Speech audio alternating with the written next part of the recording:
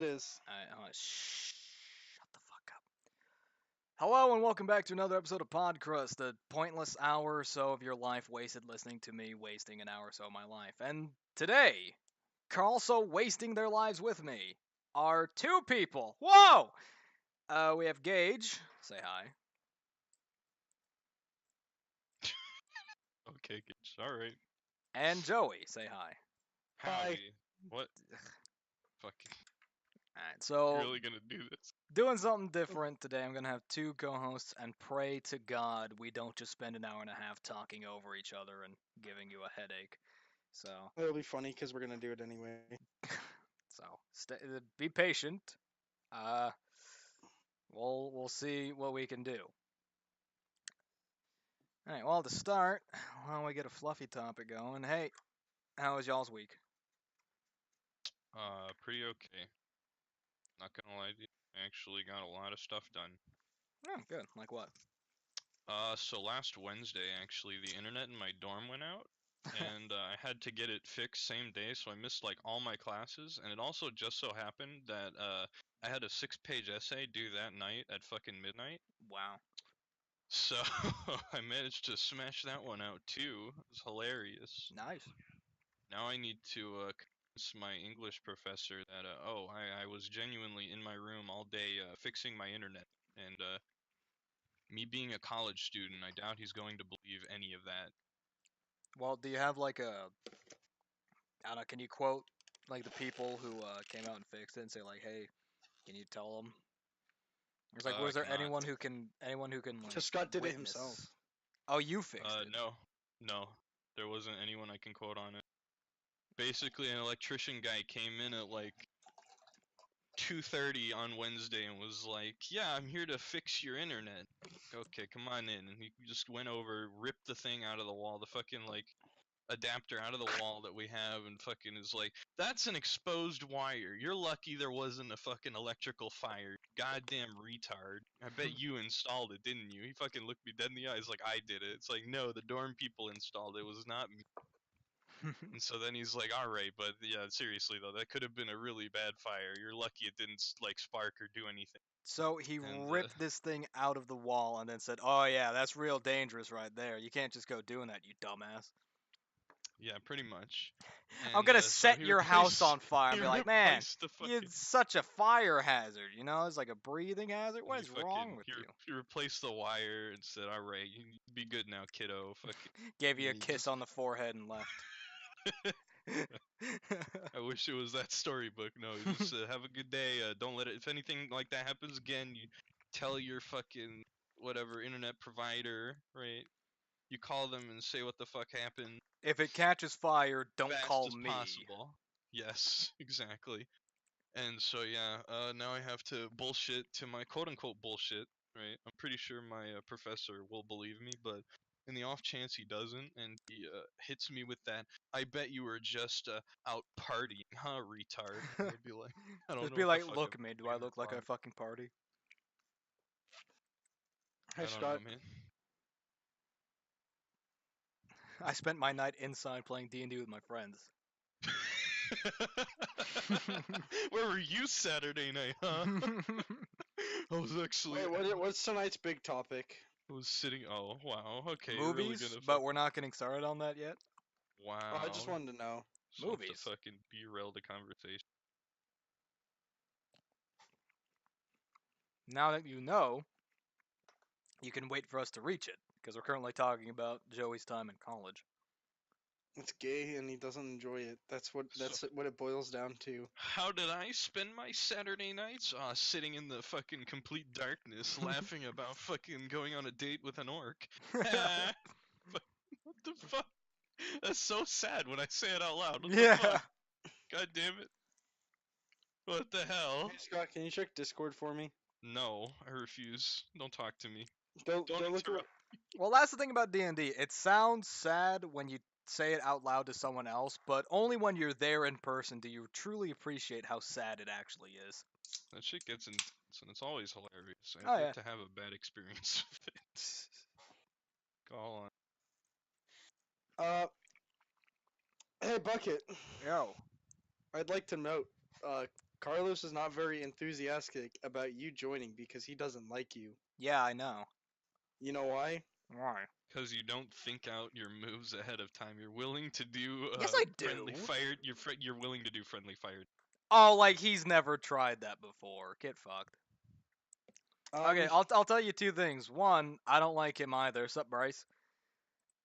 Because he's really fucking annoying. But I'll give him credit. I don't dislike him as much as I dislike Krisha or whatever the fuck his actual name is. Great. Why do you like? Why don't you like? That's him? all I No, ever called him for like the first time I interacted. Why What don't do I you call like him? him? What's wrong? Grandis. Yeah.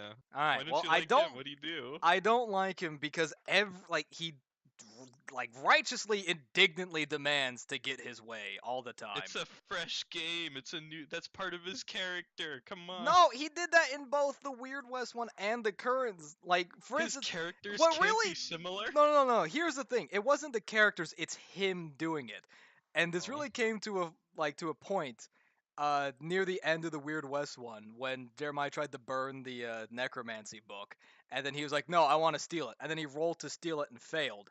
Then he rolled something else to steal it and failed, and he kept rolling until Gage finally just gave it to him, so he'd stop bitching. Because it didn't affect the story in any way. He couldn't have used it. He just gave It's it to still him to just get him to it's shut up. annoying Like, how he's it just is like annoying, but it he didn't do indignantly anything. demands that he get his fucking way.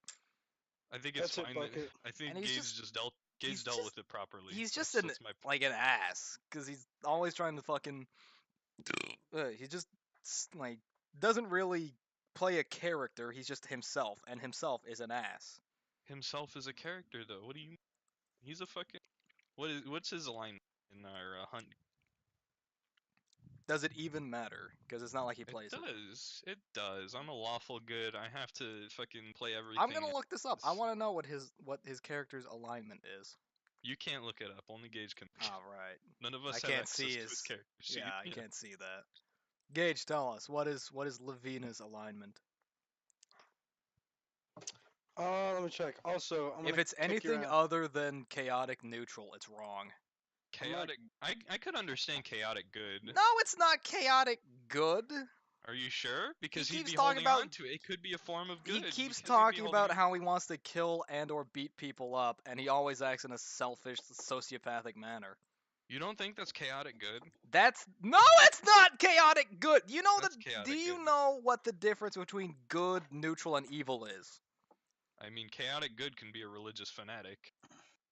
No, chaotic, like the good As part long of as they chaotic good no, as means long that you as are they trying to work for the greater good, for other Exactly, people. which is exactly No, what a all he ever does religious is fanatic think would about say, like- himself. fuck. Steals so he can have something. Kills people so he doesn't have to deal with them. That's neutral. And it's chaotic don't think- neutral. I think there needs if he can justify it, be good, or he'd be It- evil. or he he'd be doesn't any try alignment. though. I don't know. Whatever. Okay, off topic. Point is, Carlos doesn't like me, and fuck him. I'm just out here trying to enjoy myself and play these characters that I come up with, while he's over here getting bitchy every time he can't one-shot an enemy. All right, that's pretty fair, actually. That's Like pretty he's fair. playing it like he's playing it not He's playing so it much. optimized. Fucking as optimized as physically possible. He's playing it less like a role-playing game and more like a competitive game where he has to deal the most damage. He has to just like he's trying to speed run D&D. Let's go. Oh yeah. By the way, the answer to your question is lawful good. Oh, what That the fuck? no. See what I No. mean? No, What is it? pranked ya. What is it? Nothing's in there. Yeah, no, that's even less surprising. Why do I need to make an alignment? I'm not playing a character. What? Why would I roleplay in a role-playing game? It allows them to be more like open to the character. They're allowed to decide more what the character. No, what it does. means is that you can just decide on the fly what your character does. Like, okay, you know when you went through like your first or second playthrough of like, for example, Skyrim, you knew Nah, all the I'm different. sending you a screenshot. It's actually it says chaotic neutral.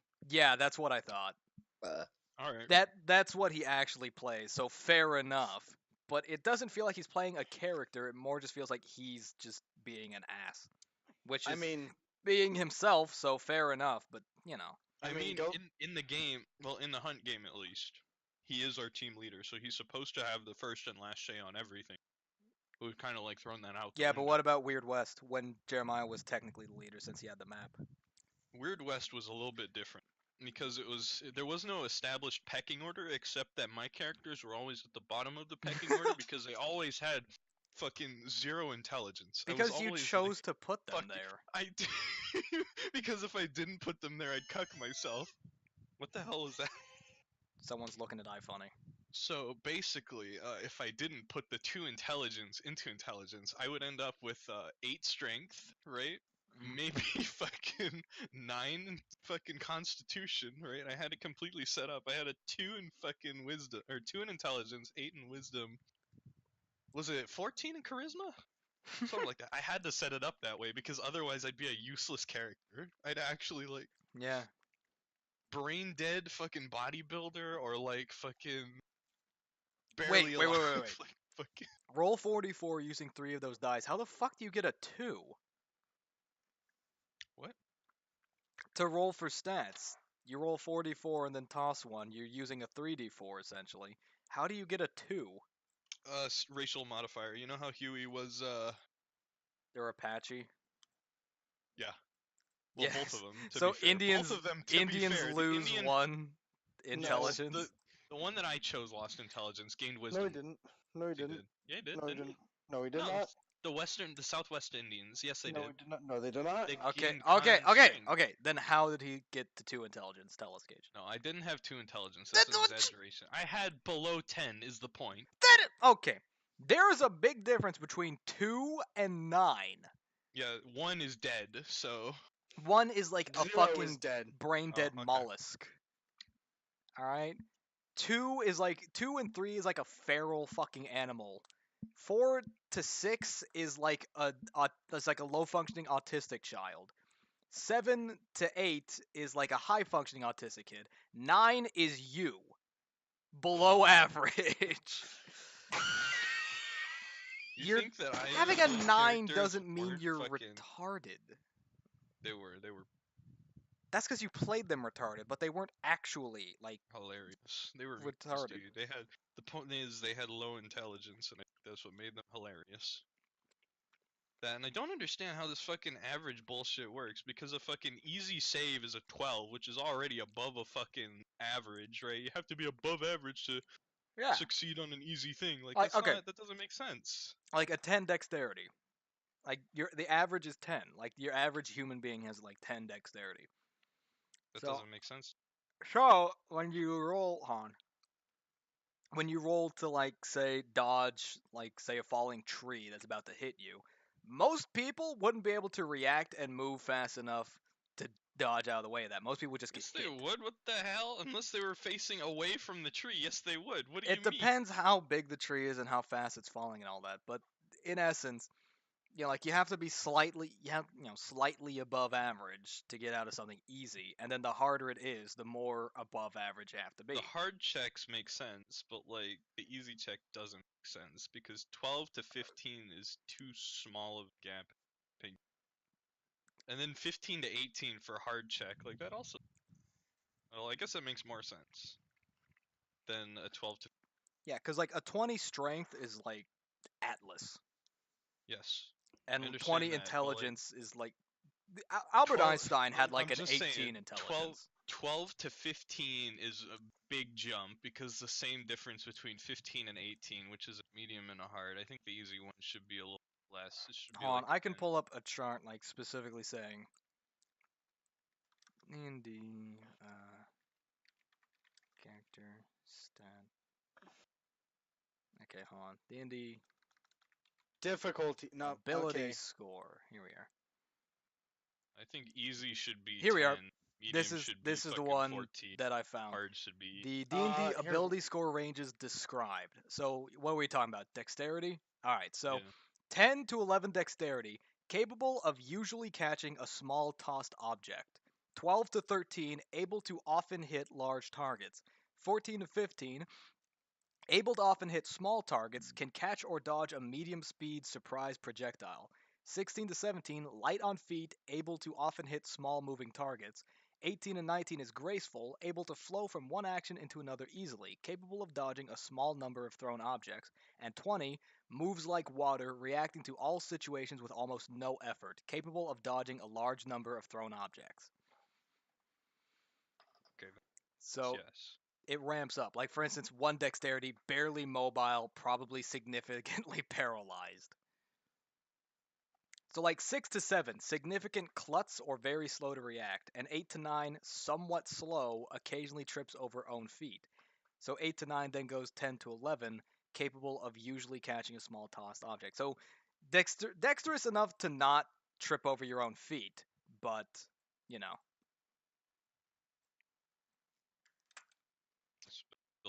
So Alcohol. 3. Okay, look, 3.5 E probably has the best skill checks for numbers, ranging from 0 to 40. What? 0, very easy. Notice something large in plain sight. See. Yeah. 5 isn't easy. Climb a knotted rope. Average, hear an Easy, approaching but guard. still, like, possible to fail. Yeah. Average is 10, tough is 15. Rig a wagon wheel to fall off. Challenging 20 is a 20. Swim in a stormy water. I would Formidable. say that's challenging. That's more hard. It's because each one has its own skill, but 3.5E has a skill for fucking breathing at this point. Yeah. Oh yeah, 3.5 had an alchemy one, didn't it? 3.5 has a skill check for literally everything. We should Okay, try it. there You was a take a perception. step, roll to see if you're still standing. Yeah. You Like, take there's a another step, climb. roll to see if you're still standing. Like there's a climb. You can get it. You can have really proficient characters and really specific things like seeing or listening. So you could be blind, but your And passive death. perception. Be Helen Keller. Yeah, Well, you could be blind and deaf. I feel like some of the more specific ones are justified. Like climbing is different from, like, say, grappling someone. But in 5e, they both take an athletics check. Or no, sorry, they both take Yes, Wait, athletics. climb. grapple is strength, isn't it? I know Yeah, grappling is athletics, but climbing is that athletics or acrobatics? No, that's I use athletics. athletics. Yeah, so they're both athletics, but they are two entirely different things. Climbing a wall is different from grappling someone to the ground. So it would make sense if you had a climbing skill and a grappling skill. But, like, the more in depth you get, the more just, like, ridiculous it is, and, most people will probably just ignore some. Like I was saying, 25 is formidable. Uh, without the use of a thieves' tool, pick a lock. Pick a Hold decent up. lock. Wait, what was the max stat in 3.5? 20. How the fuck do you even roll a 40? Well, that's why Or is 40 that is like, called impossible. Yeah, well, how it's do you a roll a nat 35? 20. Nat 20. Oh, so you kind of 35. have to It's 0, 5, 10, 15, 20, 25, 30, 40. do ability modifiers. Or they do Ability exist? modifiers can bring you up to a 25 with a crit if you forget proficiency bonuses and everything. Hold on, I'll just make a fake character. I mean, even in you know, uh, edit sheet directly, I'm just gonna make Make, him a like, a level level 20. 20 character and try as hard as you can to make him the best, like, athletics guy ever. Okay, well, to be the best athletics guy, I'm gonna give him 20. All you need is 20 strength, level 10, and then you play athletics. Play monk? Except, actually, just kidding. 18. Hold on. Second class as a rogue. Third class as a bard. Jack of all trades. Expertise in athletics. 20 strength.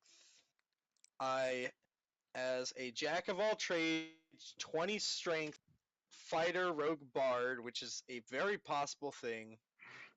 My character has a plus 17 to athletics. So you can hit a 37 on a nat 20. Yeah, Yeah, but a nat 20 always passes. but You you can hit a still couldn't get 36. to a 40 though. That's why it's impossible, and you would need a nat 20. That's without the aid of magical items. Yeah. Or blessings. Yeah. Resident. I like how the top comment on this post is, I like showing this chart to people who would try and act like their intelligence 8 character is completely illiterate and mentally disabled. You're below average. You're not bright, but you're not a mouth-breathing Neanderthal. Hey man, play it like it is. Having 8... No, you're just not that bright.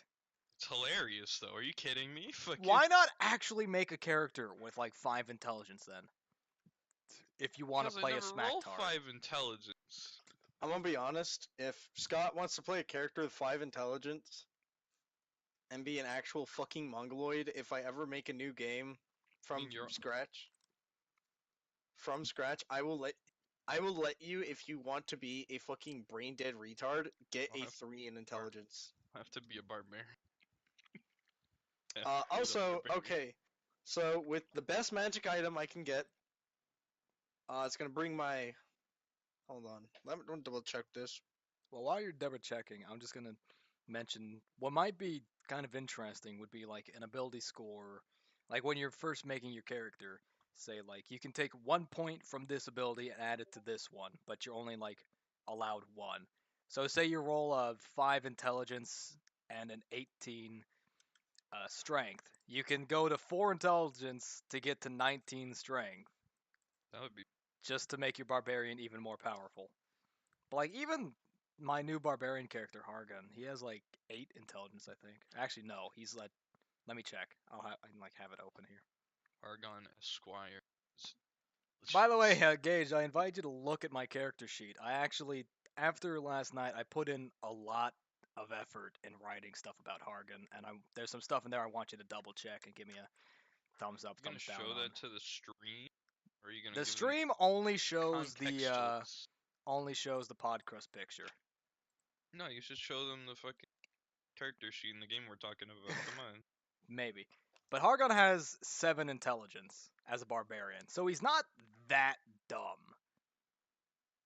I mean, he's definitely far below average, but he's not like, brain dead mongoloid. Okay. Playing an alcoholic dwarf, 20 Constitution. Carlos Yeah. is Why don't you go doing look so- at his Why don't you go look at his picture? I need to fucking finagle. Somehow, just my only purpose is to drink. I already Whose have picture? bottomless decanter. of Gwyn? alcohol. Scott's. Yeah. Yeah. Fuck you. What's wrong with it? What's wrong with it? I'm putting it What's on wrong stream with to it? shame you. I'm gonna be honest. Okay, Bucket. So, if I'm What's right, Mm. It's too. I don't think you know what's good. yeah. The best base magical item you can get for your strength is a belt of storm giant strength or drinking a potion. Boosts you up to 24. 29. Oh, 29. My bad. You can have 29 strength if you have drink a potion or wear a belt of storm giant strength. Yeah, I almost If got you one of have- those. I almost If you bought one. have if you have expertise and a jack of all trade in athletics, you will have a plus 21 to your checks. So you could roll a level 40 20. without Yeah, without a 20. nat 20. By the way, for the stream, here's Joey's character. This is what his character looks like in this D&D game we're talking about. my fucking dwarf fighter who's actually a leopard. Okay. I need you to put that to the left, and I need you to pull up the picture of his old character, which is his father. Oh hell yeah! All right, so here's the new character. I'm gonna put it in my hand, so like I it can looks. crush it. Yes, so I can crush it. Send me. Or wait, no, it's here, isn't it? What's his It's What's his old character? George. Oh, fuck off! It gets worse. Actually, Gage picked those pictures for me. I Ah! actually made something in fucking. You remember the hunter picture in my game? That was actually supposed to be the original George. Actually, I made a But joke and Gage said Scott. forced me to make the JoJo. No, I didn't. And I here's didn't. here's his old character. Which is this new character's dad. Daddy. Ooh. Father and son here. A happy little I'm gonna be honest, disgusting Scott. family. I didn't actually, Scott. I didn't even tell you to use it. No, you definitely forced me to use that one. I didn't force you to use it. The one on I the did. left was forced onto me. The one on the right is what you just put in there as a placeholder until I can figure out what to do with it. Yeah, This is no. Georg was not forced. look. There's no. I didn't. You cannot justify this. All right, look at this. It was forced. Gage forced me to do that. I did not, Scott. You did. I had a I sent picture you- prepared. I actually had a picture ready for it. I made the thing myself in MS Paint, alright? Come on, Gage. He made it himself. He worked really hard on it. Why don't you put it on the fridge? No, you don't understand. He was supposed to have Haunted 1 background. If I go to Roll20, I can fucking put it in. I'll actually DM it to you so no one No, else no, can Scott. see it, Georg, except for the you're people on the no, stream. Scott. I just said, hey, you should use this as a picture as a joke, and then you ended up using it. I don't know why. I did not. That was not by choice. However, Gwyn is in fact a placeholder. Please for tell me sure. you're gonna Also- use something not that. Also, Joey, Bucket, if you Joey, play, if you, please tell me you're gonna use something not that. also Bucket, as a Joey. side note, I went through the homebrew items, Mm. and if some GM wants to give someone the amulet of ungodly strength late in the game, the creature's hit points increase by 600. Oh my god. Their strength increases by to plus 45. Ungodly strength indeed. The creature gains resistance to all damaging type, and you gain immunity to spells 7th level or below. What the fuck? Yeah, that's a that's homebrew, alright. But since okay, just to try and bring this to a point. Oh, and there's also a curse, so I'm gonna just send you the curse. Okay. Basically, if when you try to attune to it, if you have no divinity, you take 30 d12 psychic damage, and if you die, your strength score adds to the amulet. Oh wow. Alright, so that's actually kind of interesting. But just to bring this to a point and try and like show off how stupid this shit is, mainly the guy I was complaining about. This is the character I made for a new session we're going to be doing. It's a Goliath barbarian. He is not Grog. Don't fucking comment that he's Grog, all right? And I actually put a lot of time into trying to make him interesting, right? And then which one's Carlos's character? Take a guess. Wait, which game are you in? Lancelot? Yes. Yes, actually. And here's what you get for him. And just I don't know. I mean, I could shame his writing, but that's pretty petty. What I think you can't do see his is, character sheet, and I don't think Gage wants. I don't know. Could you let me see his character sheet and just try and show No. this off? No. Just That's not an because if I actual let power. you, no, because to let you see character sheet, you have to have access to edit it. I'm not gonna and- edit it. Do you honestly think I'm gonna and edit I don't it? want to pull a Carlos. No, I'm not gonna. Okay, so he gave me access to edit Ezra's sheet. Scott, you were there. Remember that? What did you do? I'm gonna post it in memes I do if I can remember find that. it. No, if I you can... have to see. You're gonna say it out loud, or I'm gonna say it out loud. No, I'm gonna You post it in memes changed so it, Bucket dude. knows that I'm not fucking with him when I say that. You're totally. But It he was has so okay. bad. So Ezra's character has no description. And you So added that. I went in and wrote this one for him, and I'm not fucking you. This is actually what I wrote. Likes feet, but not lolly feet, because that's both gross. And all caps, bolded, illegal, tentacles, and a description of wooden beings, for he knows their evil secrets. Nice. I And wasn't gonna he didn't. edit his fucking character. I'm live on stream. Like there would be evidence of me editing it. But I'll just tell you anything you wish to ask. Well, I wanted to just show off the character sheet so people could really look at it. So unless you want to like take a picture of it and send it to You me. can look at his bio and info, Yeah, sure, which fine. is like he did at least write some kind of background. Well, look, the point is,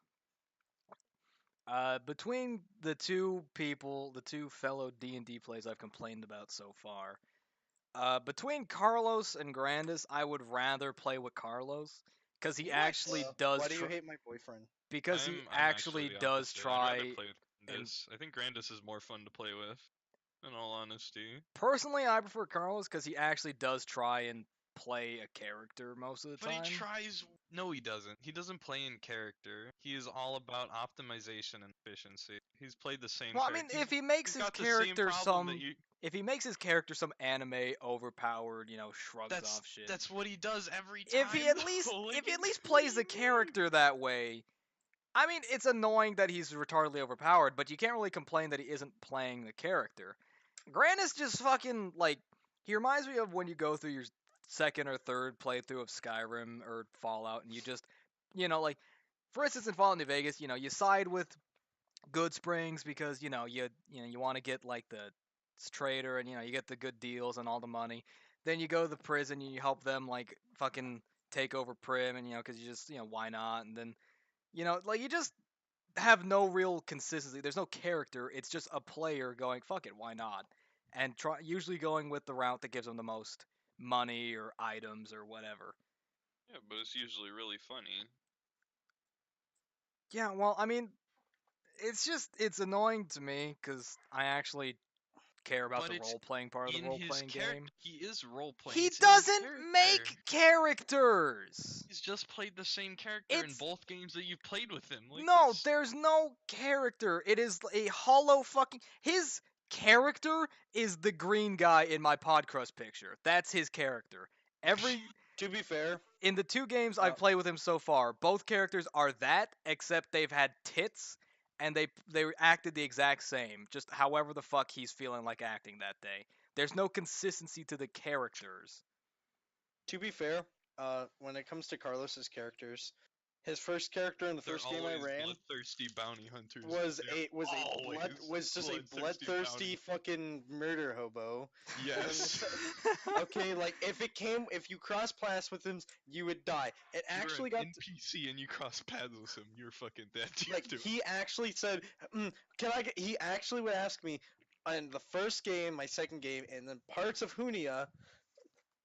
What are the stats of the character? Because I would like to make a theoretical battle to see if I can literally one-shot him. Yep, pretty much. And if he were in our hunt game, you remember Yasuke? He'd probably try to one-shot Yasuke, right? You'd attack him when his back was turned. You'd say bonus loot and fucking stab him in the back and just like fuck over the whole like quest. Well, look, what I'm saying, I'm arguing from the point of someone who actually cares about the role playing part of the role playing No, game. no, I disagree. He doesn't care From about what the role-playing part of I've the game. seen of Carlos, all right, I He's know play- you all he's have role-played played. character. He and- role plays when he feels like it. I know you all have played more games with him than I have, but for what I've seen, yeah, he role plays when he feels like it. But that's more than Grandis, who just doesn't. He never plays a character. It's just Carlos him. did actually contribute to the hunt game. If you would like to know, What did he do? He's the assassin. I rolled up stats. I gave him requirements. You and let then- him design the assassin, you moron! Yes. We're never gonna be able to kill him. Well, I mean, How many I- magic items did you limit to? Please tell me you limited him on that. no stats and Fuck. character. Okay. Okay. When it comes to stats and class, when it came to stats class and the race and everything he gets from his race, which the race was already picked out by me, I did not let him pick a race. Alright. I picked a race, and I thrust upon him the stats, and I said, I want you to make a character perfect for this. Okay? That's what you have. Did you Okay? limit him on stuff like feats and magical items? Magic items, me. Feats, one feat. Okay, good. Exactly one. Otherwise, he would be literally unstoppable. Yeah, there's one feat. Though, granted, At any point, if you want to make a really powerful enemy, just let him design it. yeah. Oh, yeah, definitely. But any items that he owned, Mm. off the table, I did that. All right. So yeah, I Okay? guess if you He want to designed make, the character, and I, Ugh. put the stats in there. all right, I put the that's items in there. that's a So. little bit that's a little bit more comforting to know. But Oh yeah, no. If I let him pick the magic items too, like he'd be rocking some shit out there. Like he'd have the amulet of ungodly strength. yeah. Also, I'm just gonna roll a it's a 30d12. Okay. Oh, I rolled 230 damage. nice. Okay. That would barely touch him. And if that did not kill him, because Carlos would just do that, and it's like, oh, that doesn't kill him, so now he has fucking. He's got the southwestern, so he actually dies back up on HP. You fool! He so chugs six- 5 strength potions, 5 fucking healing potions. Back He's up gonna to have full. 66 strength now. Okay, guys, is that fine? Jesus fucking Christ! Is that okay? No, but I just thought of the perfect fucking example between the two. Going back to like my Fallout slash Skyrim Oh my god! example. Oh god! Oh What? god! Wrong with Bucket, you? go into mediocre mercenaries right now. Show the stream. Show the stream. I rolled I rolled up this fake ass character and then rolled an athletics for him, and oopsies. What's up, Frosty? Uh oh. Welcome. We're doing Fuck. Pod-Crust Oh here. shit. Oh fuck. Hold on, the game's loading. We're currently talking about D&D, for those of you who just walked in. Jesus Christ! Double roll? nat 20, 60 athletics. I'm sorry, but he's actually managed to will himself into the physical plane. So He's That's an you level have 8. to make him a character now. You have to put him in the game. Yeah. Well, guess the level 18 fighter. Literally the Flash. Okay. What do you mean the Flash? Who is he then? He's Superman. Come on. Super. Okay, going back to the analogy here. Grandis is he's just like the player and there's no character. It's a cardboard cutout for him to project his will into the game. However, Carlos will like try and build a specific build around he downloads like a mod weapon and then he makes a build specifically around using it to make it even more powerful. But at least he's making a build based around doing one specific thing and doing it really well. He doesn't. Well, his one specific thing is killing people, so His one specific thing is going to be killing people, instantly stealthing, so to the point where they can't see him because he put one level into Rogue, right? So he can stealth wherever he fucking wants to. And then he fucking, because he's a ranger, he pulls out his bow and gets 8 more attacks. But right? that In in the my mind same that's still turn, it's better like, what than the the guy fuck? who puts he put like 50 points into guns so he could pick up the shotgun he found for a while, but then he picks up a plasma rifle, so he starts building energy weapons. Then he's like, oh, but I just found a fat man, so then he starts putting in explosives. Who And the like fuck he uses doesn't a fat really. man? Unironic. Oh my god, Bucket! Shit. Look at those stats. Except the strength's gonna be a 20. Jesus Christ! He rolled a 3. He rolled a 3. What is that? Wisdom? Nice.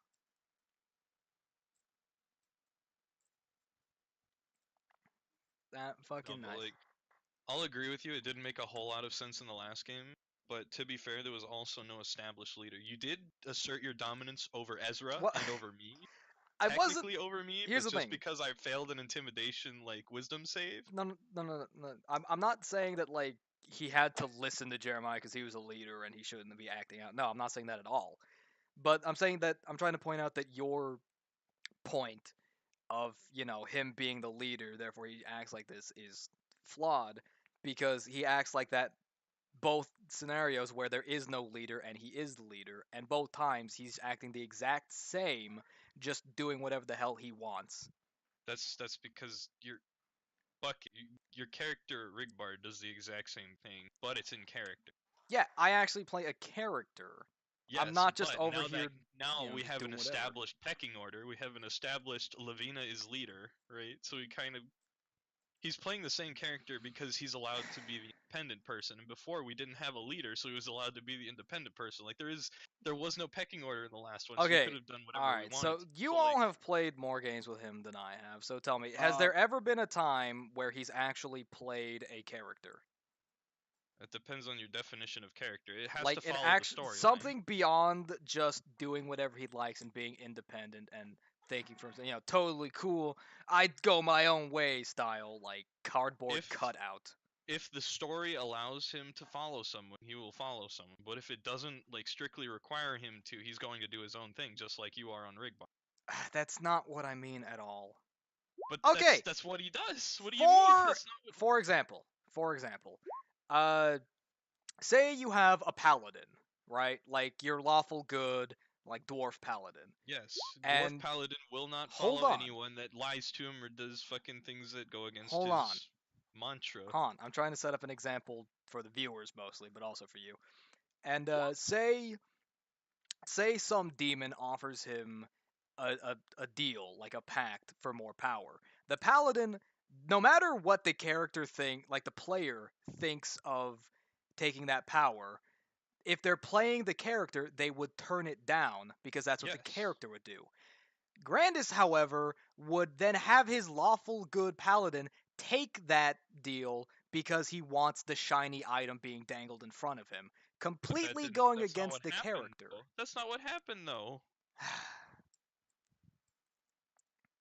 That's not a good example at all because that isn't anywhere near what happened.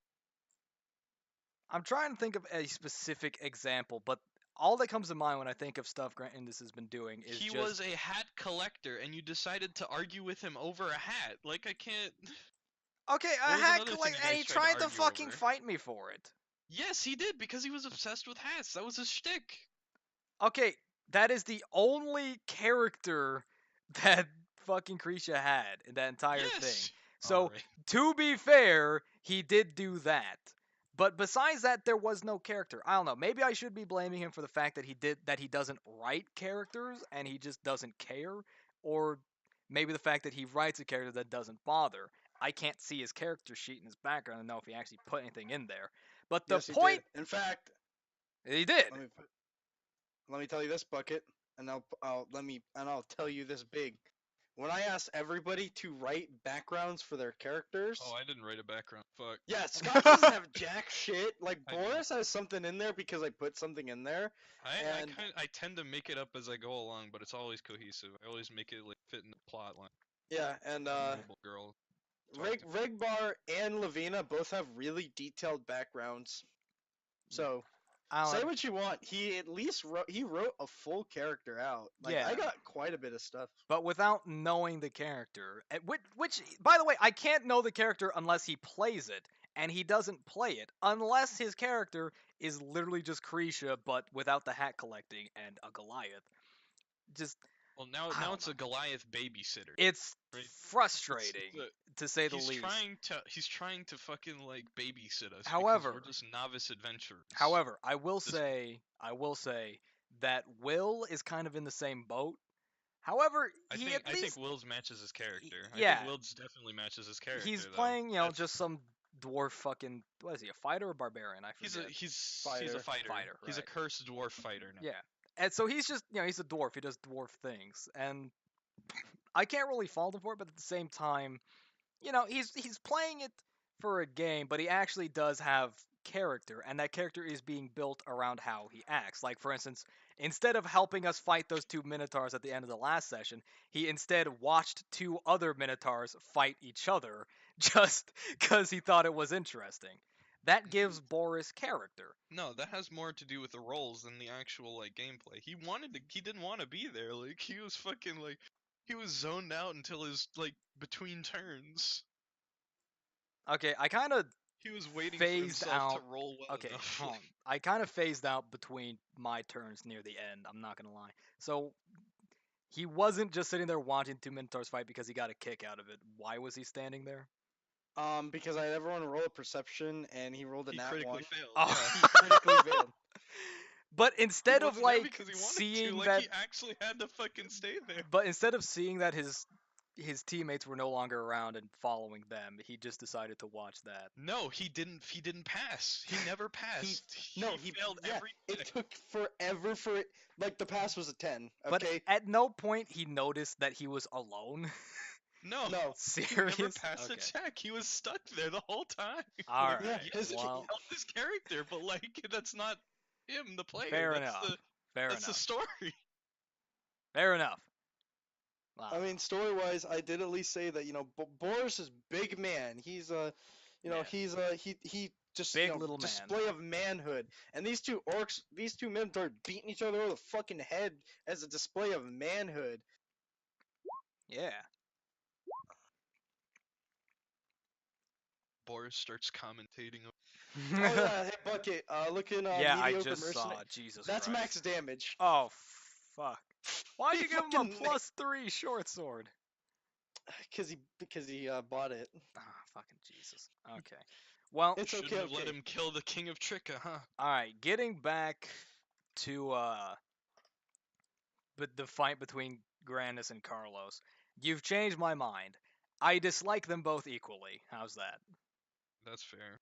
That is very Fuck fair. your boyfriend. I don't like hate- playing with Carlos because it's like it degenerates into let Carlos deal with everything. I'll sit in the background and see if something funny happens to Have like you not ever- waste my time. Have you ever thought about confronting them and saying, "Hey, you're really Yes, sucking the fun we out did. of it for the rest we of did. us"? Gage and I did. And We he did do and he that, didn't actually. care. No, not at all. Well, maybe stop inviting him to D&D then. If he Like, actually makes it less fun for everyone else. Like, do you He's not remember a good that one party shot? member. That one shot that we had where he tried to escape Yeah, the that map and I was- needed Gage to like, hey, help me out here. What do I do in this situation? Gage is like, well, fucking. Gage didn't like give me a good On- answer, so I was just like, I'm not gonna let it happen. On the Fucking one told you. hand, I mean, I think his expectations were a little high for what was admitted as a first-time DM's one-shot, just to try and test out the waters. On the other hand, he was thinking creatively. He was trying to get Yeah. around it creatively, but No, just he wa- the well, wrong it- way. Literally the Yeah, but- wrong way, off the map. Yeah, but his creative thinking also came out as, you have to let me do it and go wherever I want with infinite range, even though the spell has a range of 5 feet. Yeah, that was stupid. I mean, if you try something creative and the DM says, that's creative and all, but I really don't have anything planned for that, so I even can't had let him roll. you. I even had him roll a 1d100 to see if he succeeded. He rolled a 17 and still was like completely like 100% Yeah. stubborn. I'm gonna do this. At that It's- point, you no. should probably just say, "Oh, all right then, never mind." I mean, as long as you're not just like, "No, stop ruining my experience," and you're actually like, "Yeah, I don't have anything planned out there. It's all just in Like here." like I said, I will have things like that, and if I do get Yeah, an because you experience can't where plan he for said- literally everything. he says something like that, and I say, okay, I'm gonna need to roll a percentile die, and it comes out low, and I say no, and he says, well, I'll say, well, no, Yeah. and if any more arguments come along, it's okay. Well then, I'm gonna remove your permissions to be in this channel for the next hour. Well, you, And you I'm just gonna move- go have a you go sit in the timeout corner. Yeah, we're gonna sit you in timeout, and you can really think about this. I've given you reason. I've said that only in a blue moon on a certain day of the week on the certain day of the month, in which it's like a Sunday. Once every 100 Oh fuck! I years. forgot the Yeah. music. Oh fuck! Yeah. I just humming Blue Moon reminded me there's no music here. God damn it! Sorry, continue. Oh fuck. No, but Bucket, I think you'll enjoy my character in Europa. Carlo, or well, no, he's not in Europa. Yeah, Bucket's not in Europa. No, I'm my in bad, my mistake. Cunha. My character in Europa is pretty. It's great. No, I was gonna look up days that literally come once in a lifetime or anything rare like that. Haley's Comet. Yeah. Yeah, like Haley's Comet, but it also has to be on a Sunday, March I think you 23rd actually meant at eruption. 7:43:59 p.m. Eastern Standard Time, while also 30 other things. Like, yeah, it'll happen on at that very, very specific time, and it just so happens that it's none of those. Yeah. And if he still says, yeah, but, like, no, you're gonna go sit in timeout, I want you to realize that the GM still has final say. Yeah, this is And if I say your no- game, your story, and you try your best to plan for everything. And if there's a spot that you don't plan, like something you weren't expecting, he has no one to blame but himself for, trying to go for that when you plan out for almost everything else. Yeah. Like I if you're say told, no, if and you have like 5 hallways to go down, and he's like, I'm gonna try and climb on the ceiling. Like, there's nothing on the fucking ceiling because you're not supposed to be there. Actually, if he says I'll just climb on the ceiling, and I say okay, make an athletics, and the DC check is a 17 because of the what the walls are made of, and he rolls 10, and then he goes, well then, blah blah blah blah blah blah. I'm gonna try Hey, again. I should pass, like, and I say no. It's like, oh, then I'll just roll again. I'll say, you know what, no. Yeah. That might be another good rule to get. Just no rerolls, at least in the same turn. Well, yeah, That because should be a full action. the technical rules say that in one turn you get an action, a bonus action, and an interaction. You can only Plus, interact with like one thing in the environment on No, your turn. I think interaction and action should be made the same thing. That might be a way to. I don't know. I think do just I do limiting it merge to them. one interaction. I do merge them quite a bit. If they make sense. Yeah. Like, if you're gonna bend down and pick up a flower, I'm not gonna make you bend down in one turn and pick up the flower in the next. like, it's one action at least, but you can't, say, oh, my interaction is to pick up the flower, and then my attack action is to draw my longbow and then dock an arrow and shoot someone with it 300 feet away. And then as my bonus action, I'll use healing word. Fucking 180 degrees, shoot another guy behind like, me that I didn't okay, even see yet. What do you want? The flower or the attack? Because you can't do all that in 6 seconds. Yeah. Says you I'm retard, he fucking rolls athletics. I'm also gonna move. I'm also gonna be moving during the entirety of that. Like, yeah, okay, No, calm Yeah, down, Wonder fuck. Kid. Forgot about that. You actually are moving soon. who? You. Me. He wasn't talking about moving residences. He is moving residences. But okay, cool. Very But he wasn't talking about Yeah. that. He was saying he was moving on his turn. Yeah, I know, but that's coming up, and I said I'd help him out, so. Okay, cool. I'd love to Yeah, help, don't but worry. I'm legally not allowed to leave the Gay. state. I mean, kind of like that meme I posted a while back. Yeah, driving in Florida. Sees Florida. Very funny. Welcome to Florida. Open for business. Is there ever a time in which a state is closed? I don't know. Honestly, the sign outside of Florida should say, "Welcome to Florida, Disney, so and so many miles away." Because that's what you're here for. I'm gonna be honest. Any place where it says "Welcome to Florida" should also have right before the sign where it's legally Florida should have a place to make a U-turn. Yeah. But then And, once you if- cross the border, there's a no U-turn sign. You can't go back now, boy. Yee yee. No. Here's the thing. All roads to Florida are one way, and then they hit two-way streets. Once you enter Florida, you're legally not allowed to leave. You either have to off-road, and most people don't have vehicles built for off-roading, and they'll just tear up their car, or you illegally go down a one-way street and leave Florida. I mean, it's worth it What do you mean it's worth it? to not be in Florida anymore.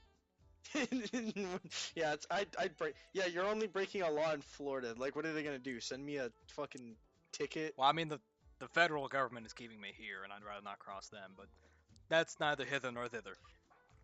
Alright, so There you go. we missed the half-hour mark by a landslide, and we're coming up on the hour mark, so I think it'd be a good time to take a little break, go to the bathroom, and get drinks and all that. So I'm going to go get a Just drink. talked about. Hold on.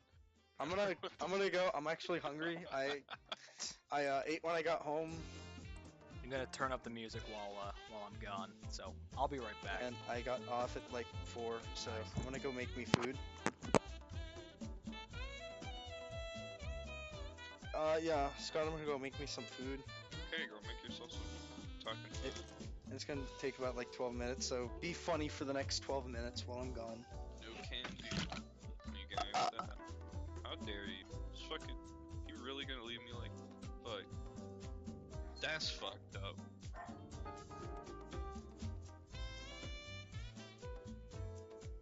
That'd be funny. Alright, so I guess you guys probably want some context on the games we're talking. So basically, Hunia is a homebrew game that Gage came up with that he is actually DMing, where we rolled a dice in the beginning to figure out who was actually going to be born a lord, right? And I just so happened to roll it, became the Lord of Fire for the beginning of the game. And so basically it started out, we were at my house, and some assassins came and tried to kill me. Luckily, these other characters were nearby and they saved my life. So then went out to, or I guess before that, we noticed they had fucking notes from the Earth Lord and the Water Lord on. So then we knew, oh, these guys were sent by the Lords of Earth and Water. They want me dead. I should probably do something about this. So we went out to confront the other lords about what the fuck was going on and why they want to kill me. So in the end, one of the characters that we didn't actually talk about rolled a crit and basically fucked the whole story over. Basically a 1v1 the Earth Lord in an event that was meant to take 3 sessions that we were all supposed to challenge, right? And basically cut the whole story down by like fucking 3 sessions, and I was actually very sad about it because I thought it was kind of a fun story. Alright, hey Bucket, I was just talking about the Hunia game context as to what it actually was. I wish Got you'd done to that the while I point was where- here, because I Oh. don't know. Okay, well basically, I'm not gonna start over, but basically one of the characters, this is one of the issues that Gage was talking about, so you remember how one of them was like, I'm gonna break the map and fuck over, or like erase like 3 different sessions, actual story. Yeah. Right? Yeah, that's basically what happened, and one of the characters decided to 1v1 the Lord of Earth, because the Lord of Earth decided to send assassins after the Lord of Fire, which was me. Wait, the character that tried to 1v1 him, was it Carlos? No, it was Carlos's friend who he helped set up a character. Yeah. So yeah, that happened, and then Gage was like, fuck you guys, I can't have you doing that another time, so we beefed the fuck out of the fucking Water Lord, and so we went on a boat, we almost got assassinated on said boat, but we only escaped because I didn't actually die. I think that was some DM magic there. 100%, because I definitely should have died, and the Fire Lord should have died. And Some should've 4th dimensional warp fuckery going on there. lost the whole campaign. Real shit. And so we bool over to the Water Lord's kingdom, right? Mhm. We're all there, we're all fucking waiting to beat his ass for trying to kill me in the first place. And so we get in there, and then they just go to town on him. This man has like 300 or 400 fucking health at level like 10. He gets us all down to like 20 HP each. What else? I guess I kill him. Even though I wasn't actually there because I had to leave and it was actually getting really boring. I couldn't actually hit them. Their AC was too high for me. I was a fucking cleric, I think. I was like half cleric, half fucking fighter or something, some shit. Okay. And so yeah, that's how that story ended. Nice. Pretty much. So now we're going into part 2 of that one. Do you want to catch them up on what the hunt game is? I'm eating, but yeah. So Second. for context, basically in the game with Grandis instead of Oh, we Carlos. do need to talk about Weird West too. yeah, Sorry. but for the game with Grandis instead of Carlos, basically group of 4 dumbass adventurers, and by adventurers I mean more like basically adventurers guild mates. Basically, people who just joined the fucking Adventurers Guild. Yeah, like recruits. Have taken on the task of hunting down the what's his like actual name, the Assassin King or Highly something like dangerous assassin. Like, Some- that. I think know they Gage gave has him an a specific- actual like title for him, but No, he has a title. I don't think he has a name. no, I'm not asking for his name. I'm asking for his title. He's probably the assassin. Something like that. Basically, some dude, this assassin, has killed a shit ton of people. You know, kings, lords, nobles, all that type of shit.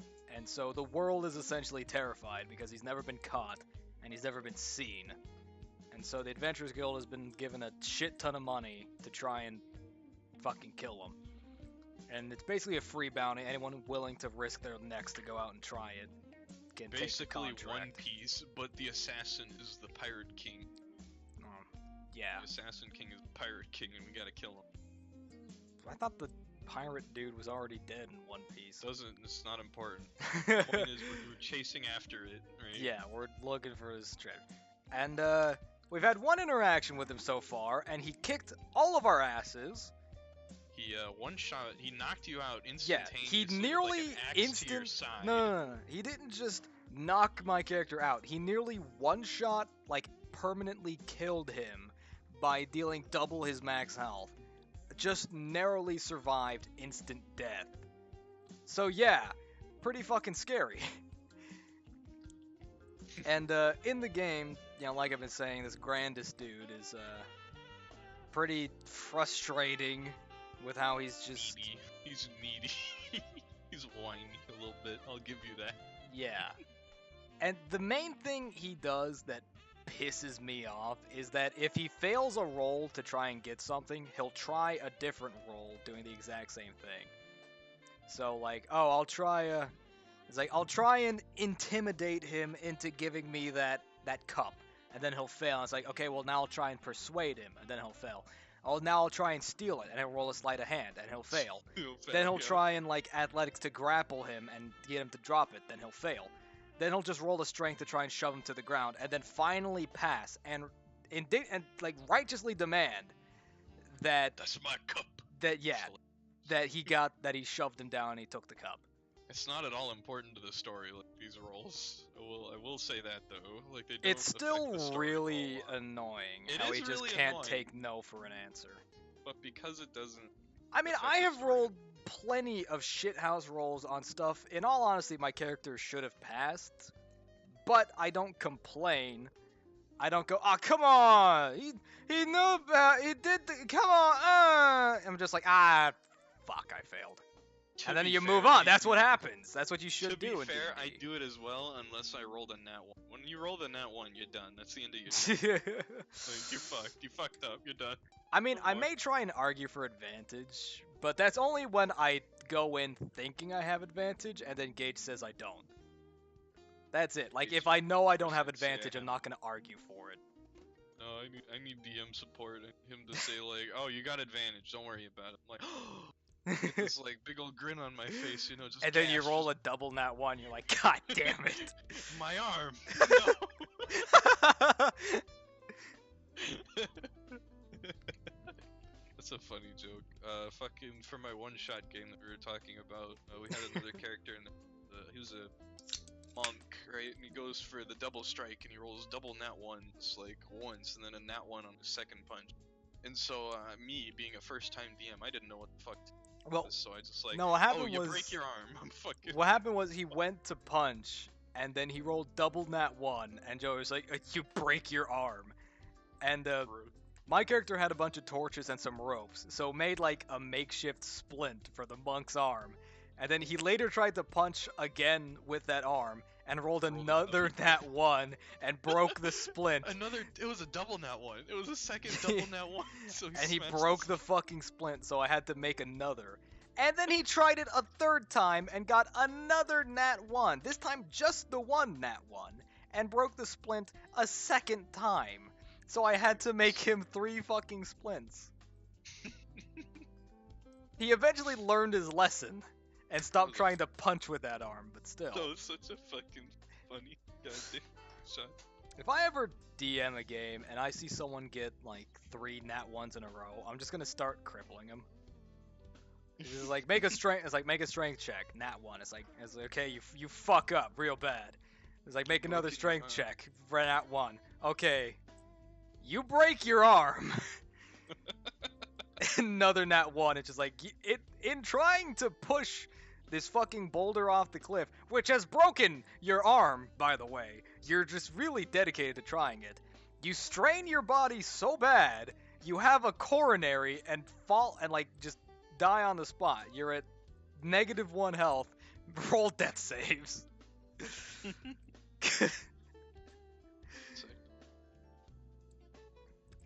This is ridiculous. But yeah, you know, it's D&D. It's fun. You know, you roleplay a character, you go on adventures, you have fun. But Grandis and Carlos haven't gotten the whole roleplay and have fun parts. I think I'm role playing a schoolgirl pretty good, dude. Not gonna lie. Character is hella strong, dude. I don't know why Gage lets me do that though. I just have a complaint with the fact that is Yeah, the I character know. you went with. I know, me too. Gage cucked me and said, "Okay, you have to play a fucking anime schoolgirl for." He no, didn't no, mean something it! Else. Hold up. He didn't No, mean something, it though. something else happened. There was some exchange that went down. It was like, "Alright, Sky, you're fucking playing fucking Sayori or some shit." It's like, name an anime schoolgirl, dude. I'm like, "Alright, Sayori," and he fucking, "Alright, that's your name. Congratulations." And he did make me do. He did make me do it. He'll say he fucking didn't, but he definitely did. Otherwise, I would have fucking stuck with Ugwa. Fucking, but I don't know. Sayori is turning out to be a pretty good character, actually. Like, I guess. I don't know why he lets me get away with so much. Like, I'm actually surprised. My max damage is like fucking 30 at level fucking 4. Like, what the hell's going on here, dude? I'm too powerful. Well, the thing is, without that, you'd be piss weak. I know, but like, why would you give it to me? You're I don't essentially need 30. you're essentially a glass cannon. You can hit hard, but you can't get hit back. Have the second lowest health and the highest AC in the whole group. I am not a glass cannon. I am not a glass cannon. I have the highest AC in the group. Well, I'm just thinking back to when we fought that orc barbarian dude and he nearly one-shot you. Oh yeah, that's right. I forgot about Yeah. that. Everyone else took 1 or 2 hits. You could barely take 1. That's right. I forgot. I lived with 1 health. My mistake. So yeah, you have high AC, but if something gets past that, you know, Yeah, I'm kinda screwed. you That's have right. a big shield, but you're naked behind the shield. I don't even have a shield. I'm not. I don't even not have a shield. literally. Hey man, I'm always naked. Don't talk to me. Don't act Disgusting. like this. Thank you. Okay. Don't act like that ever. But yeah, and then there was before that. There was a Weird West game. It was I don't know the name of the Apache, handbook. which I think it was was fucking- Frontier.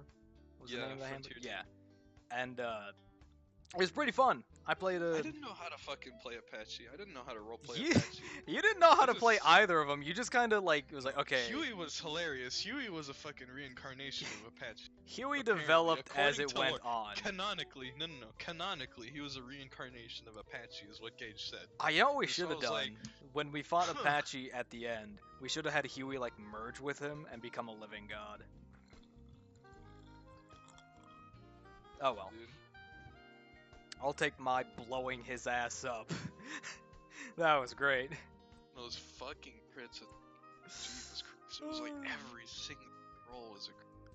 I like how Carlos was bitching about it the whole time because he didn't get to fight him. He didn't get to take a single swing at him. And he Because hates he hates me for it, even though he essentially wound up going the wrong. Didn't he decide to take a nap in the middle of a fight And then he got pissed when his character slept through the whole fight. No, he didn't do that. I think he went around the long way. He decided to not regroup with us immediately and just decided to fucking... No, he okay, basically how the party was okay, to give the viewers or the listeners at home context. The final confrontation, the final boss battle It was like on a rectangle. in the Or, well, weird a fucking layered rectangle. in the Weird West game, basically the four of us, Joey, Grandis, Carlos, and myself, got up to the top of this like Aztec pyramid. You know, like an Aztec temple. How it's like those slabs on top of each other. You know, like a... I'll try and pull up the picture. Layered cake. Yeah, but we were at the top of one of those, and some priest dude summoned the Summoned a fucking Indian. We killed off in like second or third session. yeah, so basically in the third session, Joey's character Apache Rolled a crit religion. I rolled Apache- a crit religion and ascended to heaven. Apache the attack helicopter. Well, you rolled that, and then the next session you decided you were done playing him and you killed yourself. Yeah. Basically, he ended up becoming a god, so the final boss was Apache the attack helicopter, an Indian dude. Not Native American, like an actual from India. Also, this is essentially what the temple looked like, but without that top bit there, just flat at the top. Then are you gonna tell him your bright idea? Your Yeah, fucking hold bright on. idea that nearly killed Hold everyone? on, I'm getting to it. So, the four of us were getting ready. You know, the priest was summoning the god that we didn't know was Apache at the time, and I had a bright idea. I had like 6 sticks of dynamite, and each stick of dynamite does. 1d12. Hold on, I no, believe. let's see. It's no, 1 stick of dynamite does 3d6, Oh shit. and I had I had 8 sticks of dynamite. So what I did was I tied them all together to make one big bundle of dynamite, and I set it down at the center of the platform where the guy was going to be summoned in. And on my turn, I would use a gunslinger feat. Was it dramatic shot? I think it's called. I think it was Deadshot. No, I think it was. I don't remember, but I could actually pull it up, so I can check. Hold on, let me adjust the music. And use basically ability to shoot the dynamite, causing it to detonate immediately. So they summon the god, summons Apache, this scrawny little Indian dude who was throwing around a massive boulder the entire time. Telekinetic boulder. And Fucking throw it out of since the my ceiling. character Jeremiah had the highest the highest initiative, you know, like he got summoned, my turn, immediately shot the dynamite and jumped off the side. Tried to kill everyone. Like dove off the side and then like on as he was falling shot the dynamite, which just fucking decimated the top layer of the temple. I think you're forgetting a part of the story where I am like, hey Gage, can I real quick roll athletics to see if I get down in time? Because I'm pretty sure I'm dead if I don't actually dodge this, because Bucket has effectively cucked me, and I rolled a crit. Yeah, he So rolled he a had to crit. give So it he to me. sprinted over and like grabbed Carlos and Grandis' characters and dove to the next layer before it went off. And it blew up, decimated the top layer, essentially made a crater. If you walked up the stairs, it would just drop you off into a crater. And welcome I back. return. Welcome back, That Gage. was I'm telling them about fucking Weird the West. dynamic climax of the Weird West game. Oh, you mean the one that Carlos didn't like because Yes, it wasn't a perfect yes, ending for Yes, hold on. his character? I'm getting No. to that. After I'm done with this story, we'll move on to the main topic. But so I blew up the top layer, dove off, and Joey's character Huey essentially managed to save the other two before this giant. By the way, the damage roll for Apache and the top layer was 24d6 damage. I think Huey only had like 50 or 60 health at the time. Yeah. So if I had rolled well enough, we all probably would have died if we were caught in the blast. Do you want me to pull it up? Because I can pull up the actual, like, not only die that you rolled. I know it was a But- 24d6. I 'Cause can tell one you the stick exact was- number you rolled. Alright, sure. Yeah, do that. Because I know that one stick of dynamite was a 3d6. It's like 130, wasn't it? Yeah, it was a lot of damage. Because, like, we were, what, level 9? We were level, 9 or 10. Yeah, it was a short campaign. But, You guys were level 9. yeah. I remember because the second to last session, I was level 8, and some Mexican dude suicide bombed us, and nearly one-shot my character Jeremiah, because I failed the dex saving throw to try and jump out of the way of the explosion. And then I leveled up and got the evasion ability, and that pissed me off. But, so yeah, dynamite went off, created a crater, and we jumped off opposite sides of the temple. Jeremiah jumped off the south side onto the second to top platform, while the other three jumped off the north Dove off side. northeast, I think. Yeah. And so I was like, alright, we did it. Nothing could have survived that. Then Apache just dropped on my head and was like, hello. No. Huey's first action was to scream, "God damn it, Jeremiah!" And I think I rolled like an 18 or something. So Yeah. I'm pretty sure you heard that. Yeah, Okay, Bucket, what'd you say you rolled? 24d6. 24d8. Ooh, yeah. Shit. And you did 117 points of damage. 5 times that to buildings, by the way. Yep. So So that's why you- it decimated the top layer of the temple. But, Um, Hmm. Huey rolling a fucking nat 20 athletics to perfectly not only dodge himself out of the way, but grab Krisha and Hans. Because I think Hans. off of their had the- horses, by the way. Somehow Krisha got her horse all the way to the top. So, Yeah, it's steps. Really big steps, like 3-foot steps. Anyway. So the horses died. They Huey was they a got fun they got character. turned into fucking glue from the explosion. Huey was a doctor, dude. He had really high wisdom. Didn't have high intelligence though. He was fun to play. Yeah. But so Apache lived and beat the shit out of us. So while Jeremiah was trying to run away from Apache because he was alone and honest to God terrified by this scrawny little Indian dude who survived a massive explosion, on the other side of the temple, Huey, Krisha, and Hans were just kind of milling about, like licking Carlos their decided- wounds. Carlos decided to go counterclockwise around Yeah. the temple. Me and Krisha decided to go clockwise towards Bucket. Carlos, aka Hans, in this game, decided to go off the long way around the temple to try and get to where he suspected. Actually, no, you guys thought Jeremiah died. So you guys are just like, fuck it, what do we do now? So he decided to go his own way when there's a mad god on the loose, instead of stick with the team.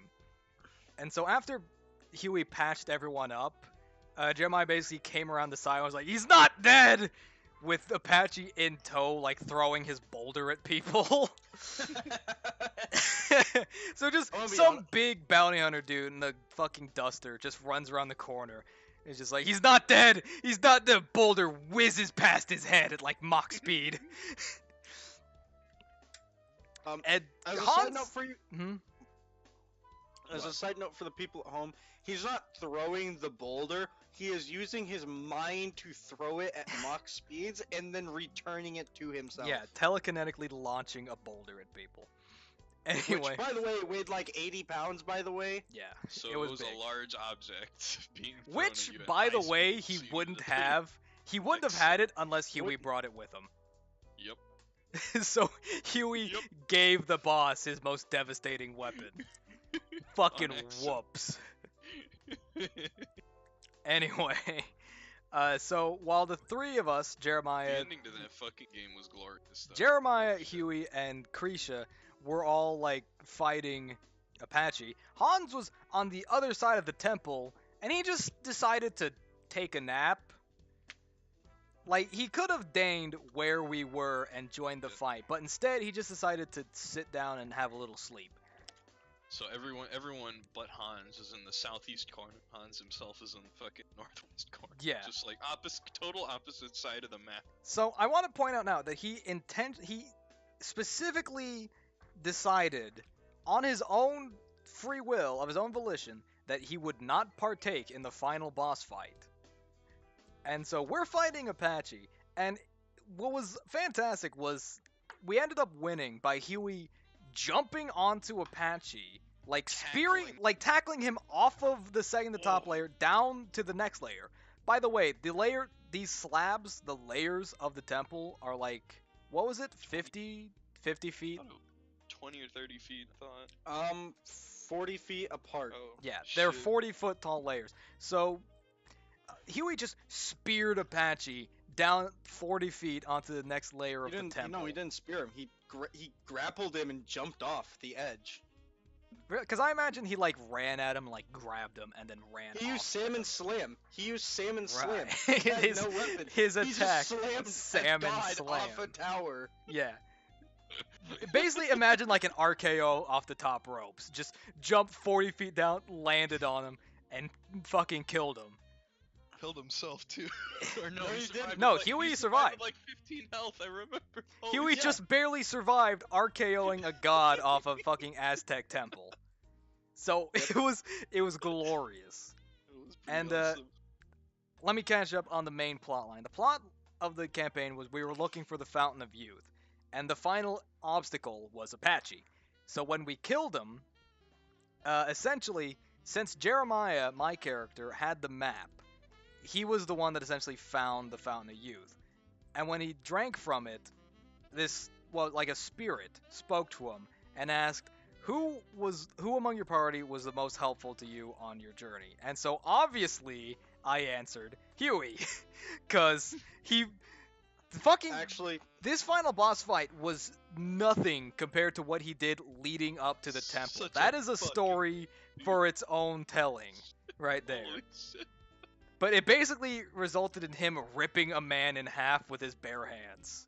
It was Sounds about right. and that wasn't even the most power move he did. no, that wasn't even the Scott just had like garbage rolls the whole game. Like, Yeah. Until the last session. The until last final session. constant nat 20s. Nothing but Fantastic. 20s. If they weren't nat 20s, they were at least like a minimum of 15. Yeah. Like, Anyway, it was a good. Like, his first to put in perspective, Apache's original stats ranged from like 10 to 10. yeah, Pretty with like much. a 6 in there Without somewhere, that's right? that's without racial modifiers. Okay, because Fucking okay. Southwest Indian gave me like +2 strength and plus like 1 wisdom, so I'll double check on it. he was the most fucking average character. But yeah, But, Apache, yeah, his first character, Apache, sucked ass. And then when he remade Huey, he just I kind of... pulled up the stats for him, but Apache's stats were 10, in order 10, 10, 17, 10, 14, 10. Sounds about right. just Yeah. really generic. Very basic, except for 17 Constitution. Incredibly healthy. Yeah. Because I mean, surviving in Southwest India in 1890. Come on. Yeah, Come on. In India, not he chose the Indian as a Native American, but then Scott just said no, he's Indian as in brown man, and then chose to play a black man as his second character. Great Black Doctor. The fuck? Listen. Black Elvis Doctor. Anyway, we are getting off topic so hard here. Let me get back on track. So yeah, the spirit of the fountain essentially asked Jeremiah, who on your party was the most helpful in your journey? And I said, obviously, it was Huey. So what happened was Huey and Jeremiah drank directly from the Fountain of Youth and became immortal, but were also cursed to then, like, defend the Fountain of Youth. So, like, all the bosses and all the characters we met along the way on the journey all had drank from the Fountain of Youth and are all guardians of it and were steps in the process of getting to it. So now, you know, Jeremiah and Huey are the next obstacles to overcome for anyone else looking for it. Meanwhile, Krisha and Hans woke up at home, zero memory of anything that happened, but also with a potion of water from the Fountain of Youth that would add 20 years onto their lifespan. Not bad, but Carlos was livid. He hated this ending. Because he said, like, he felt it was hollow with his character not remembering any of his experiences and all that. But I know why it was, and he felt left out because he didn't get to one-shot the boss. He wasn't the big hero. Which, by the way, like I said, he chose to nap through the final boss fight. I'd also like to note that when I did specify 20 years, that is not you are 20 years younger basically, because I don't think anyone was 20 years or younger. I think the youngest person was like 25. Yeah. Pre-show was it? I want to say it was Jeremiah. Jeremiah was in his like mid to late 30s, if I remember correctly. Krisha was 23. I want to say Huey was like 30 or 28. Was 28. 28? Alright. How old was And, Jeremiah? Because I don't have the game open yet. No, Hans was 24. Oh, Jesus. Baby Yeah. boy. Whoa. And Jeremiah was 23. I'm still kind What? of Damn. 23? Ezra. I think I thought I he that's was what older. your sheet says. Your sheet says 23. Let me see. Could've Hop on. It says 23. yeah, I'm on. That technically means Huey was the. Anyways, when I said 20 years, I meant Huh, yeah. whenever the character you're supposed to naturally die. Like, you get shot in the fucking heart in 1893. 20 years after that, you actually die. Of a heart attack. Yeah, of a heart attack or something that relates to the wound. And Yeah. Carlos says, "Oh, that's worthless." So it essentially prevents your death for 20 years. Yeah, you're guaranteed another 20 years, and then after that, you're living on your own. Yeah. What if you die a second time in that time? Then you're dead. No, Oh, you in don't that die. time span, no. So you can fucking get beheaded and not actually die. No, because circumstances would prevent you from being beheaded. Oh shit. Like, Yeah. The guillotine.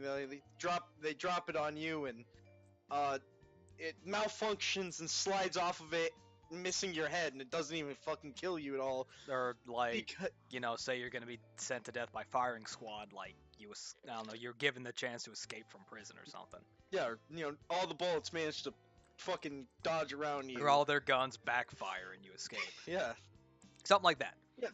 yeah, but that's, for the next 20 years. But yeah, so, pretty You can- useful power, wouldn't you say, just living for an extra 20 fucking years and being death prevented for 20 Yeah. years. Plus, the time span, the Spanish-American War Yeah. was... But, he kept complaining, like, oh, well, me no likey because it's hollow, because I Yeah. chose to not partake in the final boss fight. tough enough to kill a god, Magic. You're late, by the way, but welcome.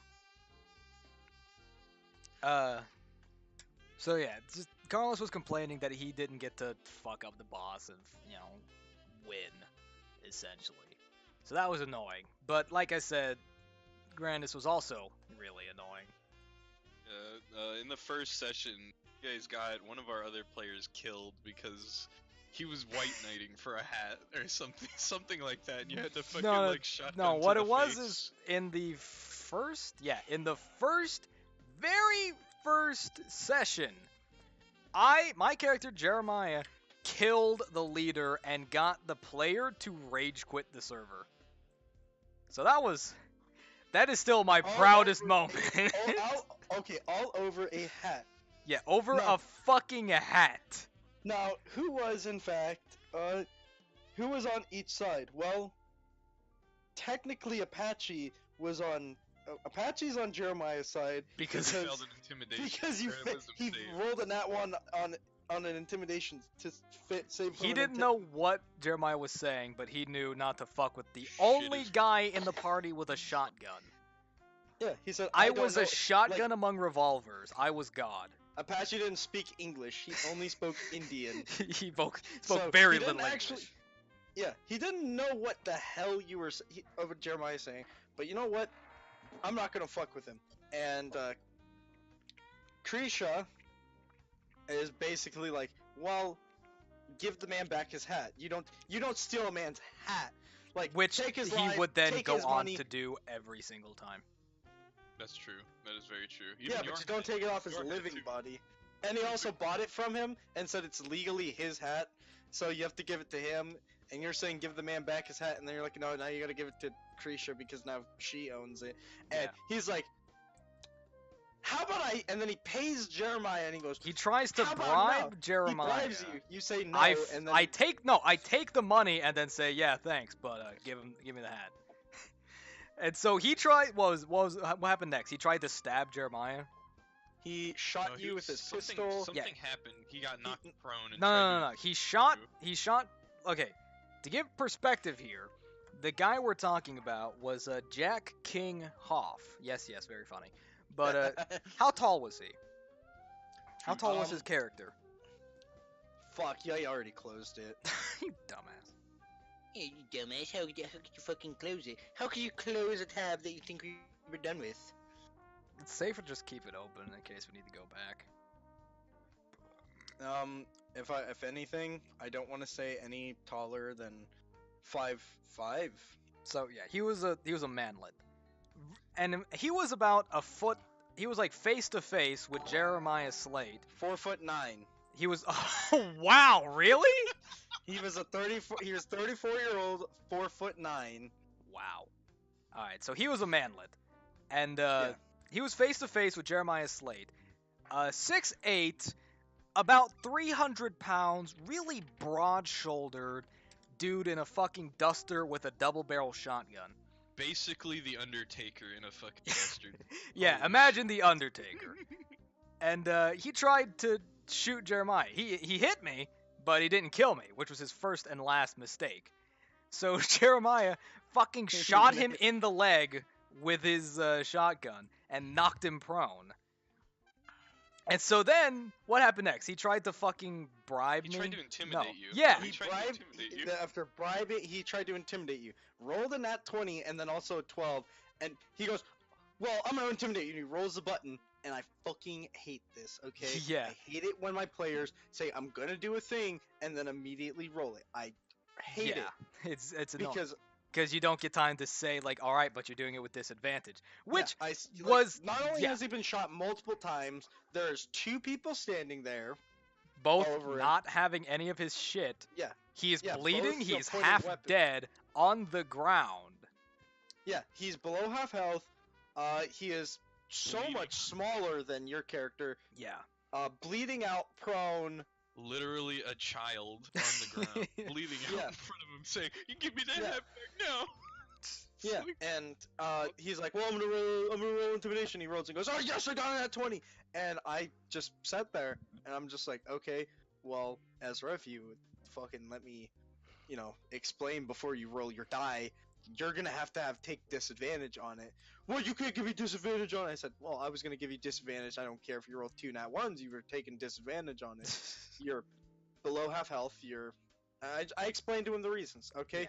And he You was are not an intimidating threat. He was Okay. really upset with it because he rolled before the DM could say anything. He just decided, I'm gonna roll intimidation, then immediately rolled before the DM could say, like, what was he supposed to do if you said you cannot intimidate us? Like, do not roll for that. You cannot intimidate us.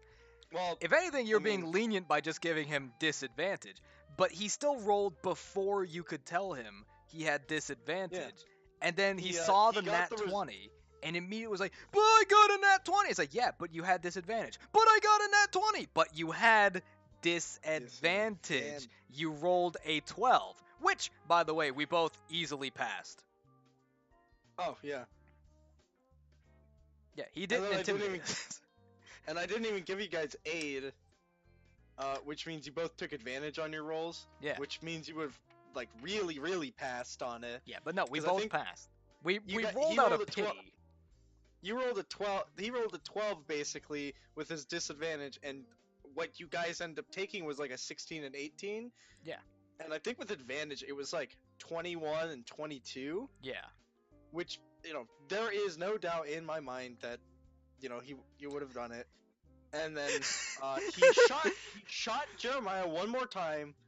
before And I just Jeremiah, blew his brains out. Yeah. shot him, which knocked him to negative health, and then I just counted him as dead. And then Hans complained that it didn't give him death rolls. So to compensate this, I rolled 4 death rolls for him.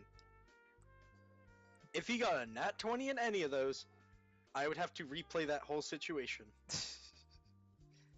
However, Because the average damage from your shotgun mhm, would twice would kill him. yeah. And And I the said, second time I shot him in the head, I specified I was blowing his brains out into the fucking dirt. And well, would you look at that? He rolled a fail, a pass, and a fail. Yeah. Yeah, 3 fails and a pass. Okay, well, He's dead. You'll take the higher of the 2. Okay, a pass and a fail, and then you get hit twice. Fail. You have less than maximum health, and you have 3 death fails. There's no doubt in my mind that you are dead. Yeah, I took and 2 bullets no away one, from Jeremiah. no I one took was 2 bullets going. away from Jeremiah, and I never mentioned it because if anyone ever brought it up again and said, "Oh, well, you know what? Why didn't you give Ezra that?" I'll say, "Well, I took 2 bullets away from Jeremiah, and I rolled him a bunch of death saves, and he literally could not pass in any situation Yeah, whatsoever. there was no He chance of was survival. dead." Also, no one in the party was willing to try and resuscitate him. Yeah. Because, I was again, fucking the scared, dude. fucking Undertaker with a double barrel shotgun wants this guy dead. No one is going to oppose me. Because, I explained this. The guy, Ezra, was really, really upset with this. Like I said, he rage quit the fucking Discord server entirely. He eventually came back, but he was really Yeah, upset. he had to come back for the game the following Monday. But like I said, I was playing to my character. I was playing my character. Jeremiah was lawful neutral, I said? Yeah, it was lawful. No, it was a It's like you're lawful. neutral. It was either neutral. No, I want to say it's lawful neutral because he's a bounty hunter. But he tries to take his targets alive. Chaotic good. Chaotic good? Ah. Yeah, That's where you were. It was one or the other. So chaotic good. And this guy just we jumped an innocent man, beat him half to death, and then like as Jeremiah is feeling really guilty about this, Ezra tried to steal his hat. So Jeremiah wasn't having any of that. And then Hans I want to point out, after this whole scuffle, like while Jeremiah has his back turned, Hans decided to kill the guy. The guy we beat up and the guy who Ezra's hat stole. Because he doesn't like Mexican. No, he was Chinese. Because he's a foreigner, so I have to kill him. Yeah, Hans was incredibly racist character. And so he, like, while I was killing the party leader at the time and usurping his role, essentially, fucking Hans was just like, well, I want no chinking around here, and just blew the guy's brains out. So, and then Krisha stole his rifle. So the entire game, I was planning to pay them back for that. I was plotting my revenge. But I think how the game ended was the perfect revenge. Jeremiah gets to live forever. Those two forget everything that happened. Perfect. Huey, the third party, goes Huey, the black man they found who got lost in a who got lost for a bit and then just kind of rejoined them by following them to apologize for attempting to steal from them. Of course. Yeah. Yes, that man. Also, I just wanted to Doctor. point out a comment that Muffin said earlier. He says, I don't know, a midget with his legs blown off, bleeding to death on the ground is pretty intimidating.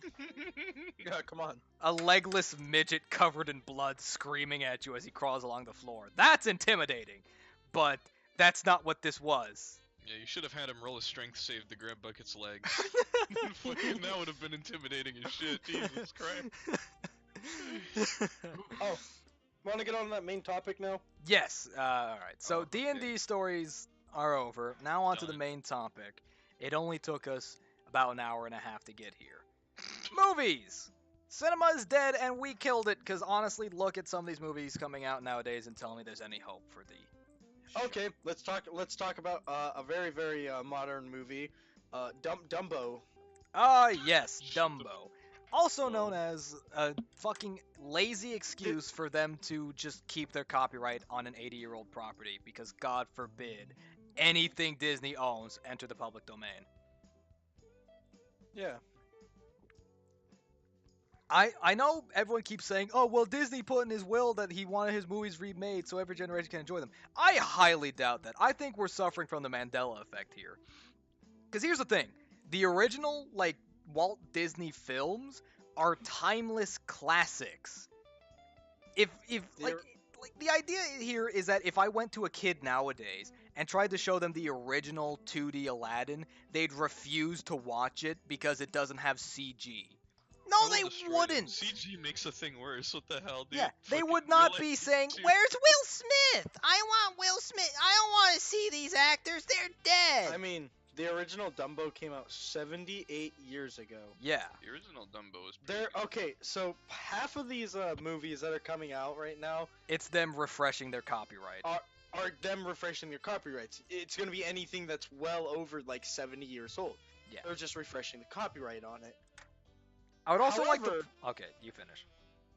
However, they're also remaking more modern ones to cover up the fact that they're refreshing their copyrights on Yeah. things. I By, would- let's remake Aladdin, let's remake The Lion King. Those things are like 20 years old. The copyright ain't nowhere near expiring, but they gotta remake it. One, Lion King and Aladdin are definitely being remade to bet money from people because when you were a 5 or 6 year old, you really liked it. So now you're an adult, so you will go and watch it and watch our movie because now you can spend your own money and we'll Yeah. get more money from it. Yeah. And also we'll cover up the fact that we're just refreshing some copyrights on some things. Yeah, don't mind that. We're remaking Dumbo. Anyways, what I want to talk about was the ratings. Well, They're I just- about as I just wanted to they're quickly about where point you'd out. expect them to be. Yeah, they're bad movies. But I just wanted to point out real quick that speaking of copyright law, the Disney Corporation is the reason why American copyright law is so god awful horrendous. Disney has spent the past like 50, 60 years lobbying in Washington to constantly change copyright law so that Mickey Mouse never enters the public domain. Copyright used to be really simple. It is essentially like if you have an intellectual property and you don't profit off of it for so many years, or the original owner dies and doesn't directly give the property to someone else, after so long it enters public domain and anyone can use it. That's what happened with Sherlock Holmes recently. Sherlock Holmes is now in the public domain. But the Disney Corporation will never let anything they own ever enter public domain. It is theirs forever. Long after they're dead, they will be buried with their money. They're also the reason why YouTube is so horrendous nowadays. Like, if you ever get a video taken down because you hummed a song and the copyright owners take it down, yeah, they can do that because of Disney. They made this horrible tangled mess of copyright law, so they're allowed to just shit on you and your creations. Yeah. So, fuck Um, Disney. Horrible, horrible corporation. Getting back Honestly- to Dumbo, horrible, horrible movie. Audience score is a solid 58%. That's slightly above average.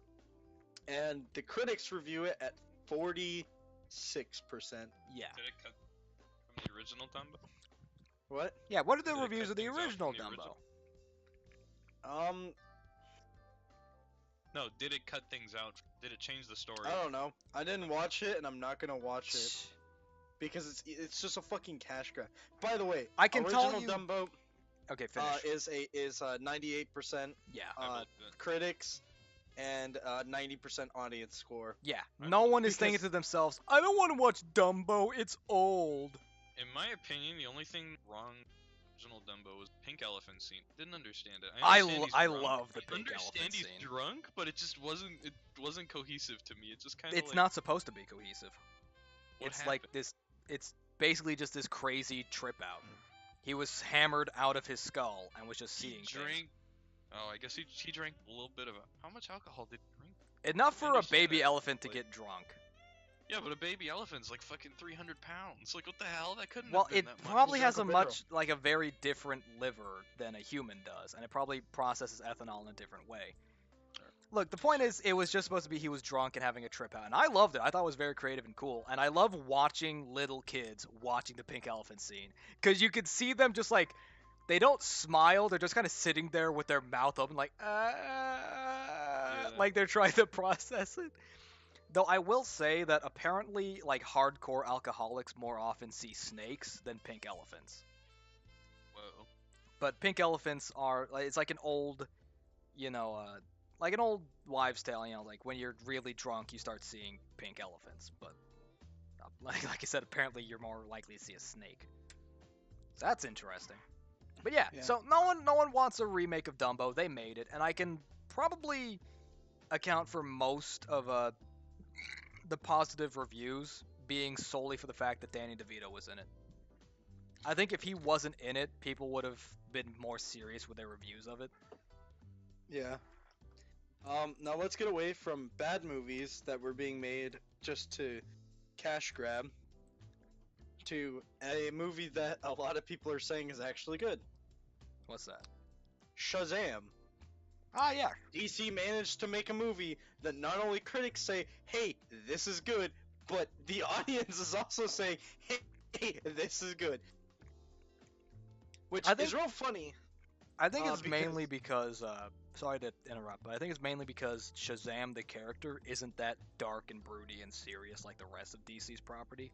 So they could actually be more lighthearted and fun with the It's story. very true. Isn't Shazam like 12 years old? Yes. Canonically, Yeah. that's pretty funny. I mean, let's roll through what is considered the DC extended universe movies. Cinematic universe. No, the franchise is actually the extended universe. Really? Yes, It's there's not a- actually It's not a cinematic. Well, to be fair, DC's been making movies long before Marvel. Oh yeah. Let's start at the very, very bottom. I'm gonna go through the critic scores. What's the I'll- lowest rated DC film? Take a guess. Batman. No, it's. Oh, it's right on the tip of my tongue. Superman 3. Okay. What is considered the DC extended universe? Is The Superman movie with Richard Pryor. Man of Steel Ooh. onward. Oh, okay. I thought you were saying Man of Steel was at the bottom. Alright. Wait, really? Just, just not even Dark Knight? I thought that was part of the. Anything past 2013. Okay, so Dark Knight's included then. Yeah, When did Dark Knight come out? actually. No, it's not. It's not even on the list. Really? Yeah. I thought the one from Batman vs Superman was. Batman Never vs Superman: Dawn of Justice is not even the lowest rated one. Oh my god. Okay, what is the lowest rated DC expanded? Suicide Squad. Ah, I should have known. I forgot We're in about some that. kind of Suicide Squad. Critical suicide, more like. Yeah, 27%. That critic or viewer score? Critic. Okay, be sure to mention the viewer I'm- score because again, Viewer score is a 60, but I did actually What? watch it, and I fucking hated that. I'm surprised it's at 60. How Okay, I'm gonna be Really? honest. All of the DC movies, have horrible the- critical scores? there's critical scores, except for Shazam, Aquaman, and Wonder Woman. Yeah. Which, by the way, I don't understand Wonder Woman, and I'll get to that one when we get to that one. The critic score is like -35, and the audience score is like 70. Like, the movie's bad, and you only liked it because you had your favorite actor in it. Well, there's also the 2 points of A, people are DC fanboys and they just want to stick it to Marvel. Or B, they're enjoyable but bad films. Like, for instance, anything Ed Wood has made. Horrible, god-awful films. But they're so much fun to watch. So there could also be an element of that. I watch some of these, and they're like fucking hot garbage. Yeah. So, I don't know. But yeah, so Suicide Squad was absolutely horrific. And apparently they're doing a reshoot of it with Why? Just no, let no, it no, die. no, they're getting what's his name, the guy who did Guardians of the Galaxy. Chris Pratt? No, the director. Oh, the director. No, I- don't do it. Cannot remember his name. But I actually believe he could actually do a good job of it. Turns out, fun fact about Suicide Squad, the original script was a million times better. James Gunn. James Gunn, that's his name. Thank you. Oh yeah, he got Yeah. dick I racial. no, he actually got brought. He wasn't Yeah, he was actually brought back. fired. He was put People were away. just talking about how his, homophobic tweets from Yeah. early on got brought up, and people were afraid he would be fired. But Disney never actually fired him. Anyway, getting back to Suicide Squad, the original shoot of the movie was, I don't want to say it was really good, but it was not what we were left Better. with. However, Better. what happened was DC hired a different company to make the trailer, like you do. And they liked this trailer so much, they threw out the original movie and hired the team who made the trailer to make the movie again. Yeah. It's actually hilarious. Fucking stunning. So yeah, if the movie looks good and has a lot of good looking scenes, that's why. These people know how to make a trailer, not a fucking film. But James Gunn knows how to make a film. David Ayer was the guy who directed that film. Right. Other movies that he's known for: End of Watch, Never heard of it. Sabotage, What year that come out? 2014, Never heard of it. Harsh Times. Nope. Ring a bell. Drawing a blank. Yeah. So, Some more recent things is the Fast and Furious Underground. a oh short. god. The Tax Collector. Wait, I remember seeing ads for that movie. It didn't look that bad. Oh, wait, remind. What year that come out? Tax Collector, Yeah. 2019. Oh, no, never mind. I'm thinking of a different movie. No, I'm thinking of The Accountant. Never mind. It stars Shia LaBeouf. Oh. That's all you need to know. That's all Oh, you need fuck. to know. Okay, yeah, okay. Okay. Alright, so what's next? What's the second to worst DC movie? Batman v Superman. Dawn of Who'da Justice. dunk it? Yeah, who would have guessed?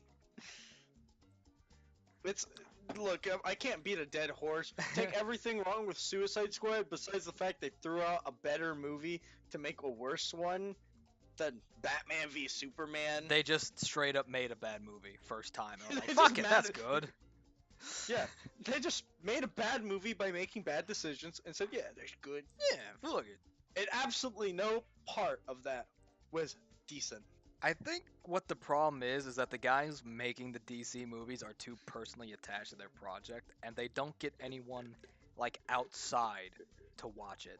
Here's a fun little tip for anyone who makes anything: movies, TV shows, fucking YouTube videos, music, whatever. Get someone who has never seen it and has no personal relation to you to watch it and give you their opinion. Because if you get your parents to look at your YouTube video, of course they'll say it's great. Then you put it up and no one watches it, and the one comment says that it's shit. Guess what? Your parents lied. Yeah. I'm gonna be honest, if you really want to make a good this is an actual problem between it's really prevalent in DC and Marvel's their worst movies, the ones that are within perspective rated really bad also have this problem where you take a character that's already established, okay? Now, we go sit there, and it's like, oh, how do we, make this character more likable? Make him gay. Yeah. That's not what Soldier DC The, did, six though. 'em. That's not what DC Hit did. him, The hit him with a J.K. Rowling. the Marvel approach to this is to, if we want to make the character more relatable, we'll actually change their personality. We'll keep the character, we'll keep the things they do. So that's like everyone knows what Thor does, Yeah. but we'll make Thor a different character. You've now created your own character, and if people don't like it, well then, oopsies, we'll have to change that. Well, I have my And own we'll complaints go- about Thor, which I hope to talk Yeah, about we'll later. we'll but- go to our own thing, but majority census actually likes it. Yeah. So it's like, good thing that we did that, because if nobody liked original Thor, Then maybe then they'll we like ch- new then Thor. we- then we changed personality. Everyone would hate the new personality because it seems like a cop out Yeah. to make him more likable. But I don't know. I mean, if they actually make a, if I don't know if it's just okay. Let me start over here. If you make the character more likable, like actually make him a better character, that's a good decision. But if you just try and make him more relatable by, trying to appeal to the audiences, try and be like, no, but he's really cool. He's got like. He's sad. He's human, really. Or go the Overwatch route and just make him gay. You're really scraping the bottom of the barrel. You're not actually how improving everyone's- the character. You're just trying to sell him to us. I'm gonna be honest. Yo. If we're gonna start comparing Marvel movies at any time soon, I'm gonna move Black Panther off of its number one spot with 97%, because fuck that movie. It's actually not very good. The audience score is a 79 right now, and that's because all the critics that said anything bad about the movie were removed. If you posted within the first couple months of it coming out a bad review, Rotten Tomatoes removed your Yeah. review. Like, straight up removed it, because it's racist and you are probably prejudiced against black people. I've said this before on the other podcast where we talked about movies, but Black Panther is the most patronizing and insulting thing I've ever seen. Like, no, black people can't be smarter or better than whiteys, but let's make a fantasy world where they are. Hey, Bryce. Like, this is, like, here's Wakanda. These are the smart, good black people that look down on Yeah, poor little whitey. If only the rest of the black people could be like Wakanda. Oh, if only, but we can imagine they were good and smart and decent. Like, fuck you, you piece of shit. That is the most racist garbage I've ever heard in my life. You know what's a good black movie? Shaft. Shaft was cool. He was one bad motherfucker. Blade. Fucking Blade. Every time someone in school, they'd be like, I'm gonna go see Black Panther. It's the first superhero film to star a black person. I look at them dead in the fucking Yeah. eye and go, Blade. Yeah. And they go, who? I said, Blade. Look it up. Yeah. And There you go. even then, like, here's the thing. Fucking Black Panther is probably the dumbest black character Marvel has. Here's the thing. You have two other actually interesting and developed black characters, Falcon and War Machine. And I'm much more interested in those two than fucking Black Panther. Because he has no character. He's just nigga man. Look at him go. Black Panther is just Black King. Yeah. Like, that is his personality. He is a king, and he is black. And he What looks else? down on Whitey. Oh, he has a sister. Oh my She's god, very the sm- sister! I have words just fail to describe how much I hate you so I get much. physically constipated every time that little fucking shit opens her mouth, I swear to God. Disgusting. You know what? Okay, you want to make a sarcastic character who talks up a lot of shit and, acts all chauvinistic? You can make that sufferable by actually having them do stuff, right? Like, Iron Man is a chauvinistic ass. He's very full of himself, and he's sarcastic and smarmy all the time. But he has actually done a lot of shit. He's taken a lot of beatings and gotten back up. That makes it sufferable, because, yeah, he talks shit, but he can actually take a hit. Fuck Black Panther's sister. I don't even remember her name. Sure. I had to look it up because I don't either, and it's her name is Shuri, and if I'm mispronouncing that, fuck that. I don't give a shit. Fuck her. Oh Really. my god. And I I'm gonna want be to see honest- her get the shit beat out of her. I'm gonna be honest here. I think the most danger she came into was in Infinity Wars when Yeah. enemy shows up and then Vision rises from the fucking grave, and they play that funny song that the black man dances to, where he acts like a fucking fool and then beats the shit out of him and then goes over to Thanos to die. Yeah. Okay, what did she contribute to that? Nothing. Fuck off. Anyways, I'll just say this.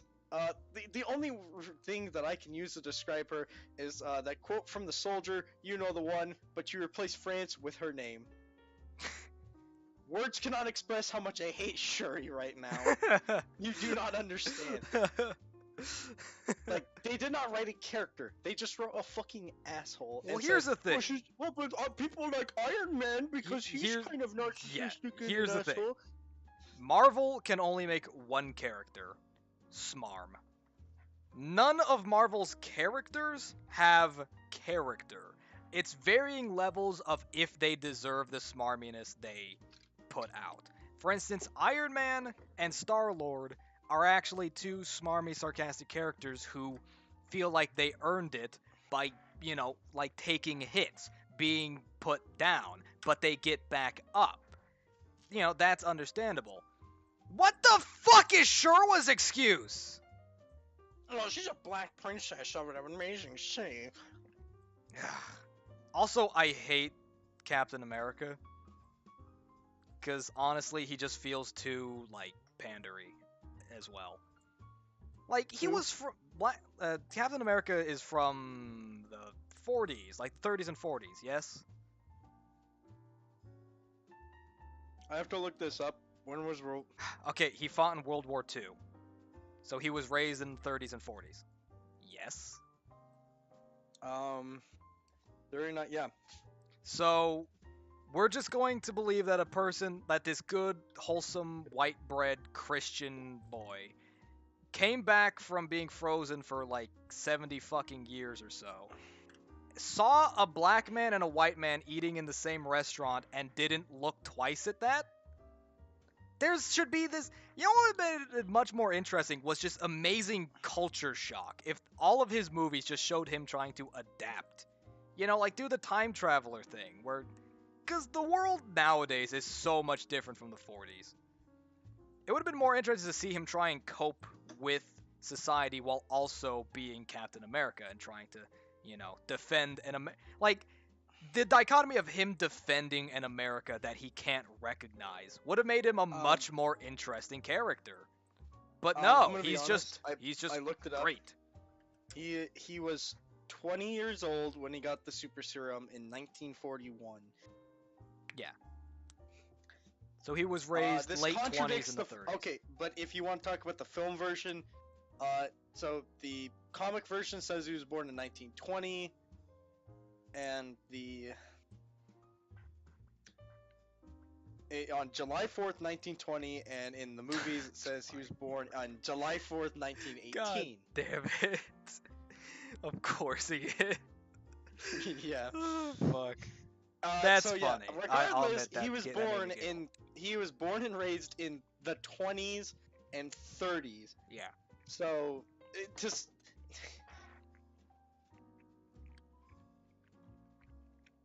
so regardless, black people literally sitting on the same bus as you. Yeah, that would have been a new experience for him. I'm not saying I wanted to see him go and lynch black people, but actually having the culture shock of him adapting to modern America. And he just again, having having him woke up and walked down the street and saw some black people talking to some white people. Yeah, I mean, and like, said, "Oh, that's okay, perfectly yeah, normal," maybe and then he walked was by a rest- maybe he was and very then walked progressive into a for the 40s. restaurant. Maybe he was very progressive for the 40s, and he, liked black people, and he wanted to see more equality. That's fine, but there's still no culture shock from the character. Of all the different technology and societal norms between the 30s and 40s and nowadays, he doesn't react to any of it. He's just, okay, let's go. I'm Captain America, motherfucker. It would have made it much more interesting if, again, we saw him trying to defend an America that he didn't recognize, and he had to adapt. That would have made him a more interesting character, because then he could have had his growth and become more accepting and, more knowledgeable and more, open. But Anyways, no, fuck let's it. get We got punching to do. Just make them all good and and occasionally sarcastic. Gotta have that smarm. I swear to God, if I hear one more clip out of a character in a Marvel movie, I'll kill myself. Anyways, let's continue on with the DC extended Right? universe. Yeah, we got way off topic. After Batman v Superman, what? Your mother's name is Martha too? Martha. That's so fucking stupid. No, I just keep talking. No, just keep next movie. Next movie. Justice League. Oh 40%. fuck, Justice League. It goes up from a 28 to a 40. Now that's a What pretty did big you do jump. to Cyborg, you bastards? I You don't made know. him stupid. They wrote a black character and then made him garbage and said, "But see, Black. We have one. he's black." So We you gotta have like a him. black. Like him. Yeah, Buy the Yeah. toys. No. I did watch it, and as I walked out, they brought Superman back, and Of course. To And he describe- carried him. yeah, they got their asses kicked, and then Superman shows up and he goes, Save them. "I'm gonna go brood now," and he goes back to his farm and he broods. and then- Martha. I don't even remember what happened, but then he shows up again, and everyone is getting their ass handed to them by big villain. The villain is actually so forgettable that I can't even describe what he looks like because I already forgot. That's a good sign. Thank you, Bryce. Like, here's the thing. As bad as, some of the villains are for Marvel movies, let's go about Thor: The Dark World. I can at least describe to you who the main villain was. It was a It dark was- elf dude, right? Yeah, it was a dark elf. Yeah.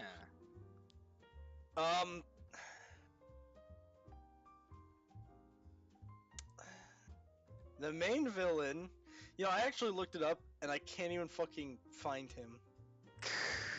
Wow.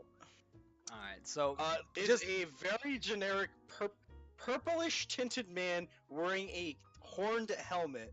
It's pre-Thanos. so it's Even it's Thanos and Loki's love child. Yeah. Anyway, okay, the And then main point Superman shows up and kills him, and the says, main point of the movie is they spent this, they came together with this group of heroes to show off how cool they are and how they work together.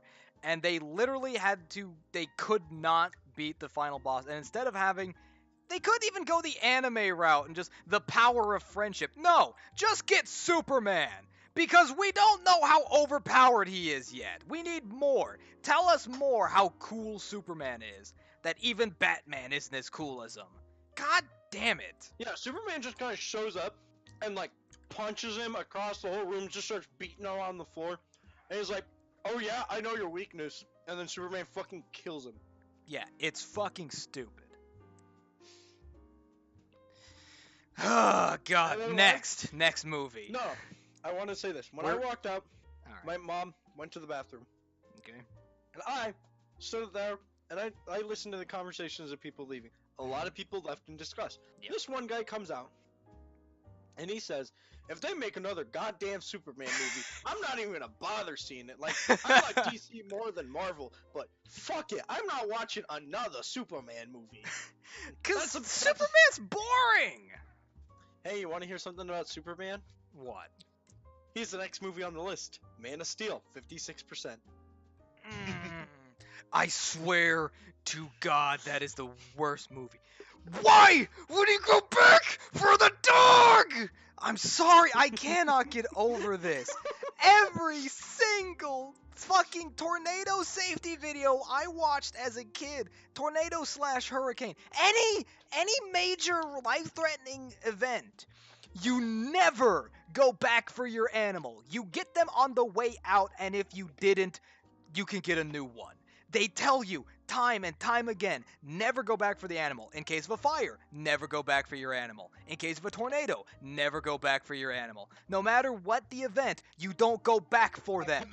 You get everything on your way out and keep moving.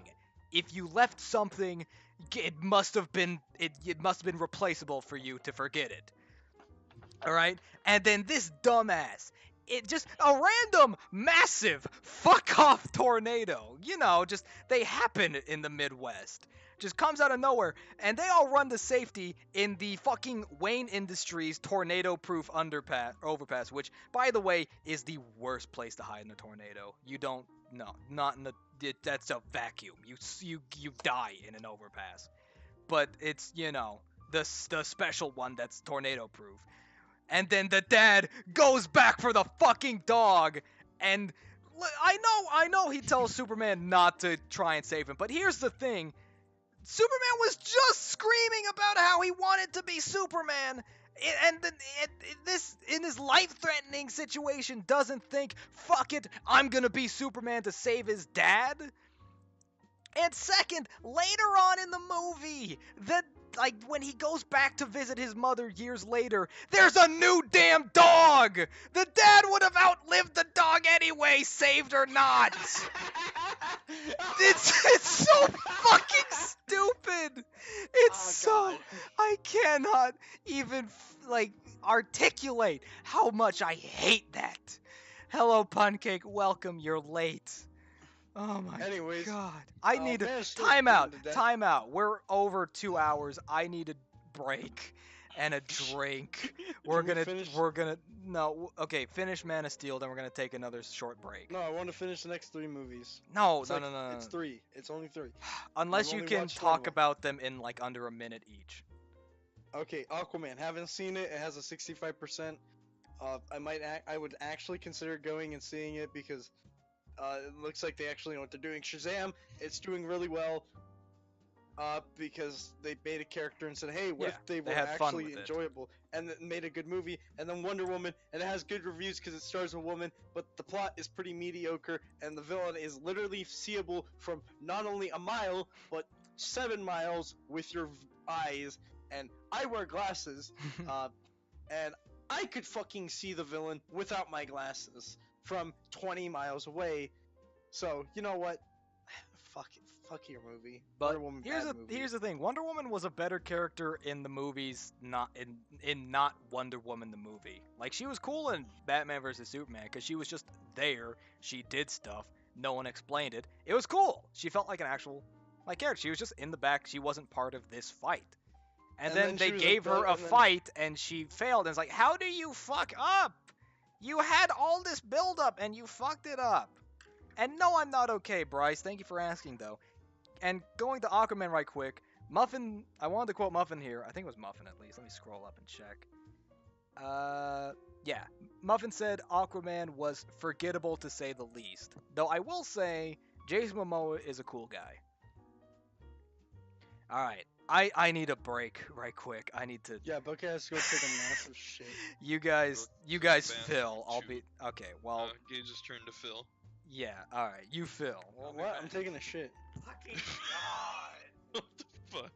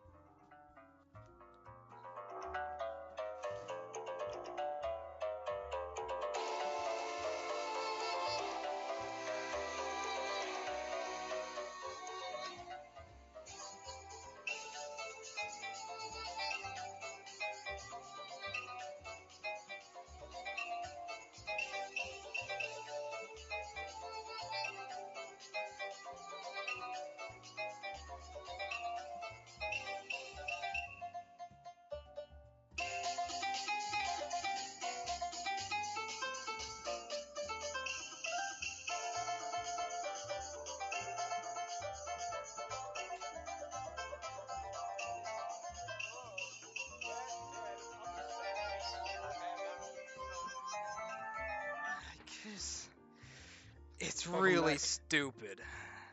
And I'm A lot back. of things are stupid. Is Joey back yet? No. Alright, well, then I want to air another thought I had on that.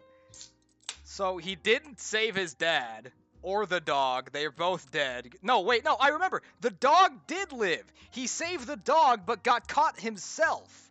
And that's why he told Superman to hang back. So, save the dog. Congratulations. Dog died later.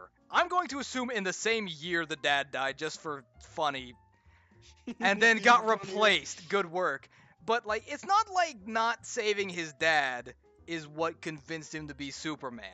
Or if it was, it wasn't, really shown. That's not what inspired him to be Superman.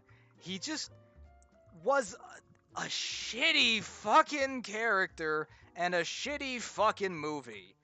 Superman is the worst. Superman is a lot like Batman in that Superman is the worst thing in everything Superman. Because there's no way you can relate to Superman. He is a literal god.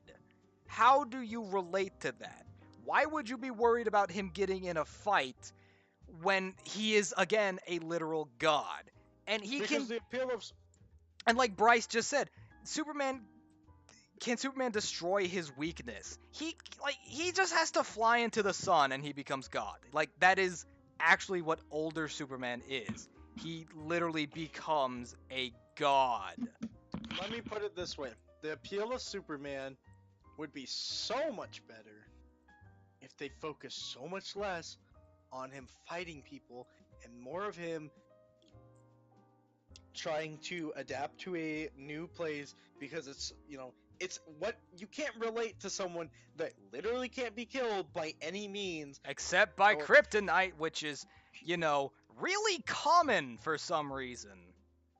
Like, when Krypton got... Isn't kryptonite? Hold up. Isn't kryptonite supposed to be chunks of Krypton? Yes. Which was later found to be perfectly intact or something? What? I don't even care about DC enough. No, you know. hold on. No. What the fuck did you just say to me? It was. Wasn't it found to be perfectly intact or something? When? No, they found a new planet. I thought. No, okay, yeah, because here's the thing. The Kryptonians went and settled a bunch of different planets, and then somehow Krypton itself blew up. Whatever. And I guess when it blew up, all the chunks of the planet flew directly towards Earth. Like, I do know that Supergirl, or whatever the fuck her name is, like, she is Apparently a his older cousin. sister Yeah, or no, something. that's She's his older cousin. Than he is, but simultaneously younger than he is. It's his cousin. And I guess Yes, she was but- from a different Kryptonian She settled is planet. simultaneously older and younger than Superman. What? You sure she just doesn't look younger than him? No, she is simultaneously older. She was born before him, but is canonically younger than because he ages faster on Earth than she does. On And I guess Krypton or whatever her to planet. be fair, I guess he was on Earth a lot longer than she was, so. Yes, but he is simultaneously older and younger than her. That's just... It doesn't make any sense. Okay, I know. personally, I think Superman would be a much more interesting character if they threw out the idea of him having a character and just focused on these big god punch-ups. Because trying to get us to relate to a god is not gonna happen. There is no... You can relate to him if he's a character. If the plot of movies with him. Did you just and by describe with the it- plot to Megamind? I Yeah. will kill No, you. if the plot with if the main thing of his movies is less about him beating the shit out of people and living a normal life, it's him trying to live a normal life in a place he does not fucking understand. Because when people, if you move to a new town or I guess, but here's the especially people that move out of fucking country, Here you can is- attempt to relate to that. Yeah. Here's the flaw with that, though. If you're just doing the fish out of water thing, what does it matter that he has godlike powers? Why not just make, like, a fish out of water movie? Why Like would Aquaman, he who is a need... fish out of Shut the water. fuck up. God damn you. But no, like, why would he need to be Superman? There have been plenty of fish out of water movies. So why would it make sense? Like, why does it matter if he's Superman? Like, oh, You know, he's an alien with godlike powers on this planet. He seems to fit in pretty fucking well. And they tried to bring in a little bit of that drama in Man of Steel when they showed him as a child, like, getting his powers. But then it was just glossed over. It was like a 5-minute scene, and then... And then he saves a school bus full of kids from drowning, and his dad scolds him. And I swear to God, the one good thing to come from this movie was, like, teenage Clark Kent asks his dad, "What was I supposed to do? Let them drown?" And his dad goes, "Well, yeah." His dad wanted him to let his schoolmates drown. That was hilarious.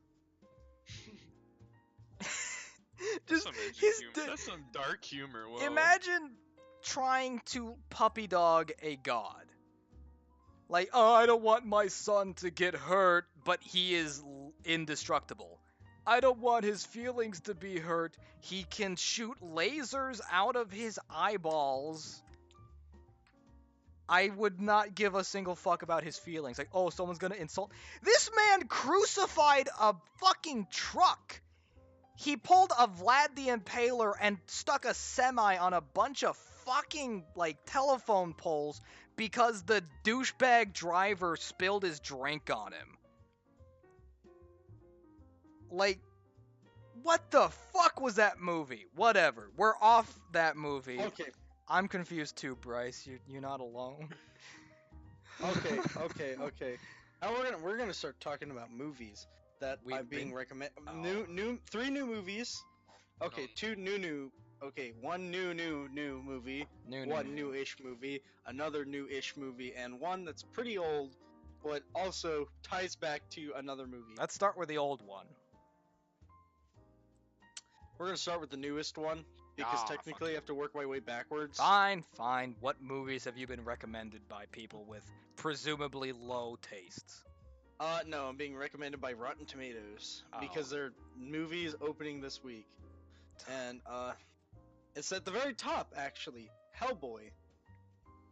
Yes, where the movie where the director recently said that Hellboy could not have sex with a human partner, and everyone said it was shit. And then Ron Perlman says that his Hellboy could have sex with humans, and his is regarded as well as doing really well and being very good. I think interesting. there's a connection. Yeah, porn artists. I know correlation is not directly linked to causality. Yeah, but people like Shadman just so happen to exist, and I believe that he has control over the entire market. Hellboy is not a 12-year-old girl, therefore Shadman is not interested. I'm However, sorry. if there was a 12-year-old girl in Hellboy, you know he'd be all over it. I'll have you know that when God of War 2016, that's when it came out, right? The 2016 one? Probably. Oh, yeah. They're 2018, actually. Damn. Whenever the new God of War came out, I will tell you this, Shadman was still all over it. Turned Kratos into a girl and then had him fuck his son. Yep, I remember that. That's fucked up. What the hell? That's fucked up. Fuck? I didn't even know about that. What the hell, dude? I don't even know about that. Like, Scott actually follows fucking Shadman. Alright, fair enough. Don't. I'm not into that gay shit. You announced that like you're a big-time fan who was just told an ugly secret. How could he? I've been following him for years. So, I would not be surprised if Shadman hears that, but then hears about the other one and says, "Oh, but director says I can make his Hellboy have sex, and it's not out of the fucking question." Well, time to move over there. Anyways, the critics say it's fucking shit at 15%, but the audience says it's 70%. So, here's the thing. Quickly go to the reviews, find a critic review and find a viewer review, and tell us the difference. Beep beep. Hellboy. Like the sound effects. Yeah. Can you guys do a vacuum, please? Jesus Christ. Hopefully no one's trying to sleep to this. No, the fuck, I was referencing the clip we made. Yes, I remember that. We're gonna read one by Joe Morgenstern. Is that the critic or the viewer? Critic. Okay. It's gonna have to be a headphone. Just because it seems to be an actual long one, we can read one by Chris Knight. Sorry, who I really like the idea of someone listening to this to fall asleep and then just he's woken up by. Okay, All right, so there's 147 critic reviews. read 22 a short one, a short like disapproving one, ideally. Hellboy is an unholy mess. That's it. That's perfect. That's a nice critical analysis. Like, when I said short, I wasn't expecting It's one actually line. That's not a fucking critical summation analysis. Of the whole movie. Jesus Christ. There That's- it is. But that's not a critical analysis. I was expecting like maybe one line on each point, not one line period. Okay, so we're gonna read one by Chris. Alright, find us an who- actual critical analysis. I should have Okay, specified. Joe Morgan Stern, triple parentheses here, please. Fuck off. How bad can a movie be? Hellboy expands the possibilities. It's brain-numbing and head-splitting.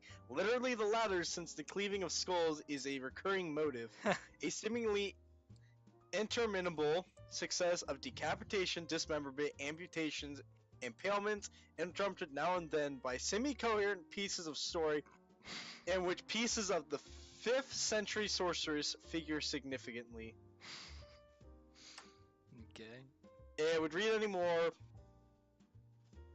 but it won't let me because the Wall Street Journal is run by a bunch of Irish people. Except I can read this as it's slowly fading away. Hellboy himself, an effectively distinguished character when he was played by Ron Perlman in the 2 excellent films directed by, and then it fucking cuts out into white. Basically says the other movie's good. Correct me if I'm wrong, but didn't Sam Raimi direct the Ron Perlman one? I may be wrong. Correct me if I am, but I swear I remember him directing those. I don't know. It seems right up his alley, seeing the Evil Dead films. Okay, now for... Speaking of, hold on, side tangent, this will only take a second. Dead by Daylight apparently had a really, really horrible update recently. Like, game-breakingly bad, and everyone says it's going down the shitter. But, at the same time, they recently released a DLC pack for it where you can play as Ash from Evil Dead. Now, I'm not saying correlation is causation, but I don't know. To be fair, though, playing as Ash Williams hunting down a bunch of scared college kids and just ripping them up with his chainsaw hand, that does sound like a lot of fun, even if the game itself is becoming ass. So, getting back on topic. And, a viewer analysis here. well, Eric W. says it's a dumpster fire within a dumpster fire on top of a mountain of burning tires on a film. I love it already, dude. Holy Yeah. shit. I'm I sold. rate this film by / how I would watch this film. The rankings as follow: 1 theater, 2 $1 theater, 3 video on demand, 4 streaming service plus cable, 5 basic cable. I would throw my flat screen into the dumpster on fire, contained in the dumpster that is on fire on top of that mountain, burning tires before watching it on basic cable. I would not use the ticket I received for donating blood to see this. Save your money. Wow. The director is a good director. And the actors are good. It's just that the film, The writer should be crucified. yeah. A film on the scale of Holmes and Watson on the scale of bad. Oh. God, he went for the fucking kill and just disintegrated everything in his Man. path. Okay, What was his first name? Chris? Eric. Eric W. here has such a way with words. I'm gonna be That honest is here. that is brutal. I wanted to point out that I was hoping you'd find a positive viewer review so we could see an example of why just your average schlub likes we'll it. read Josh But W. holy He's right shit, that was hilarious. We'll go right down to Josh W. He's actually right below it. It was more accurate to the comic, which I as a reader appreciated. It was gory, it was funny, this is serious, no reason for people not to like this. Just because it doesn't have Ron Perlman doesn't mean it's not a good movie. I loved it.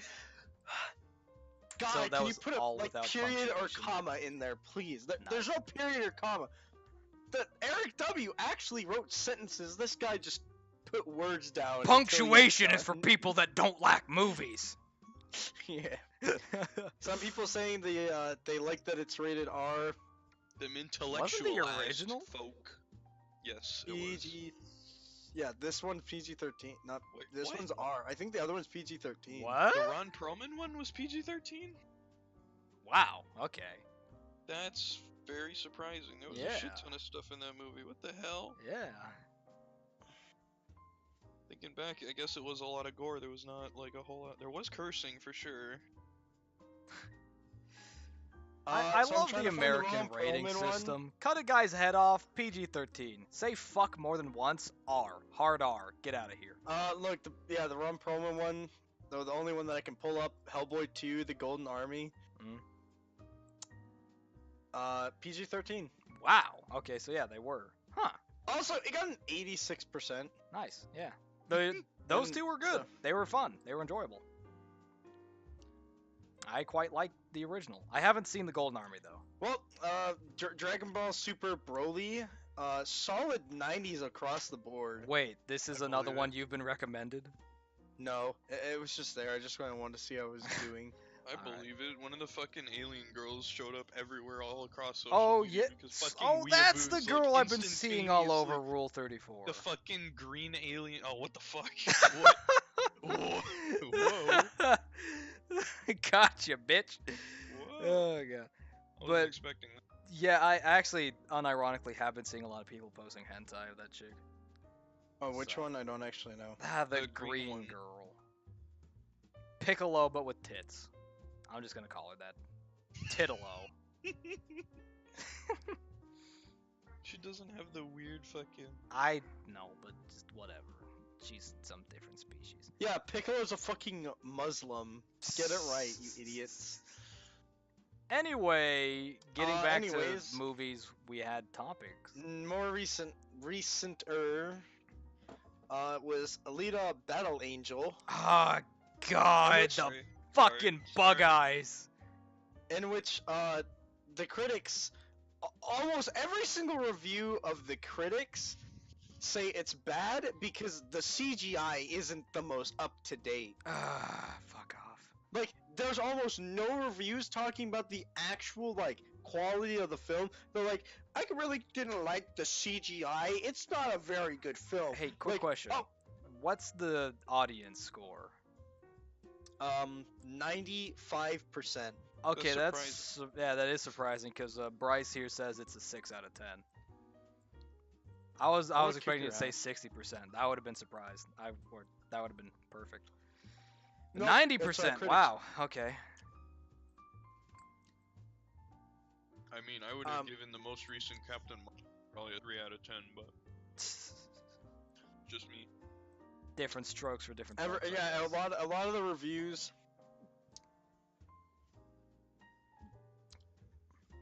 Are just like the CGI isn't very good. They just fucking sit there and beat on the CGI. I guess that's the only fault they could find in it, though. Granted, it Yeah. may be a major fault, but it is the only one they felt worth mentioning. So I guess that speaks volumes. A for the lot rest of of the it. reviews for actual audience members are saying it's a fun movie to watch. Yeah, there you go. You gotta get into the '90s mindset of fantasy, That's not bad. which that's not a bad time. However, so you guys heard about what the movie did, right? No, Uh, I have not heard any controversy. raising about it. money for prosthetic arms. I did not hear about that, for but that's pretty cool. They used a lot of the opening funds for prosthetic arms for children. That's pretty Because cool. They're really expensive. Yeah, they are. However, another movie came out, and they overshadowed giving kids prosthetic arms How? by letting women see it. Oh, free. yes. That was Captain Marvel? Oh, you Captain Marvel. Oh, You yeah. overshadowed people going to see a movie to help kids by saying, if you're a Well- woman, we'll let you see it. What's more important, helping children who have been crippled by either by birth or by some horrendous accident, or empowering women by letting them see a movie for free, which they could have done like any time before the 70s by just getting their boyfriend to pay for it, because that was the norm. Oh my! One step forward, a giant fuck off leap backwards and off a cliff.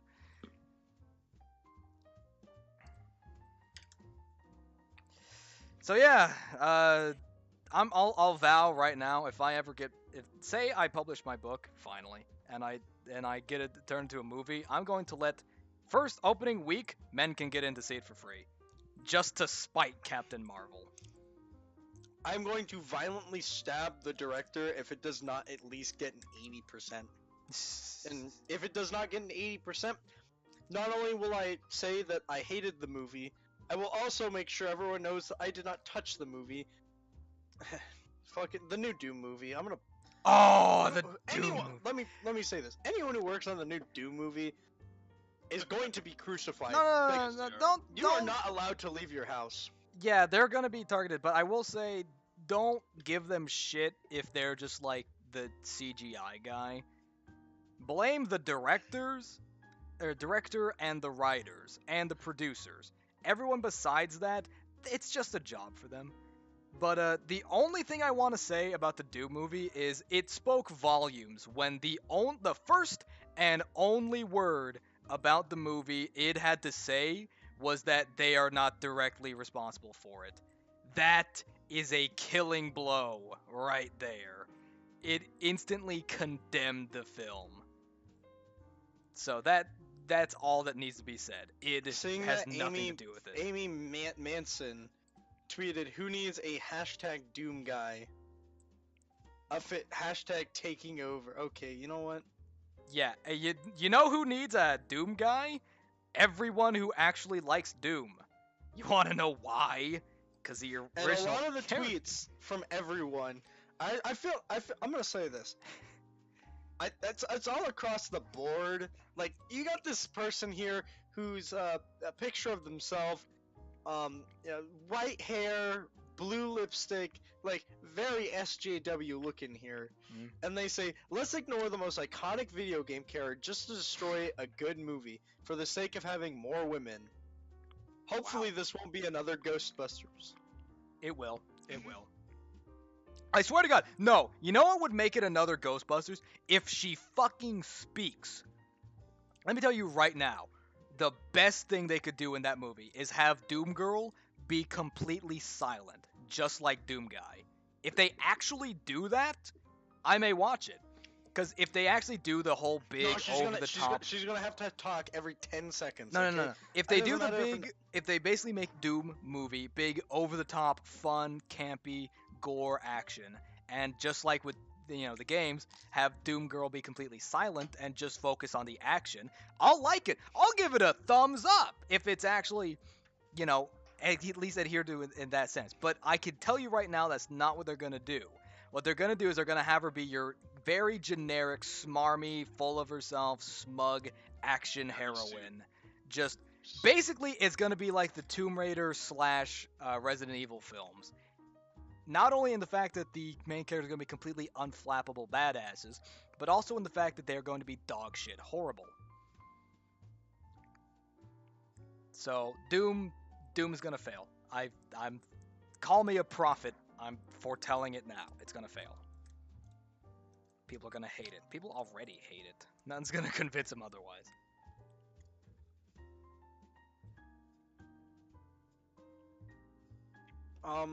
Yeah. Now, Captain Marvel has some pretty good reviews it's got a solid 78%. It's 7 out of 10, almost an 8 out of 10 really. Is that by critics? Yeah, critics. By critics.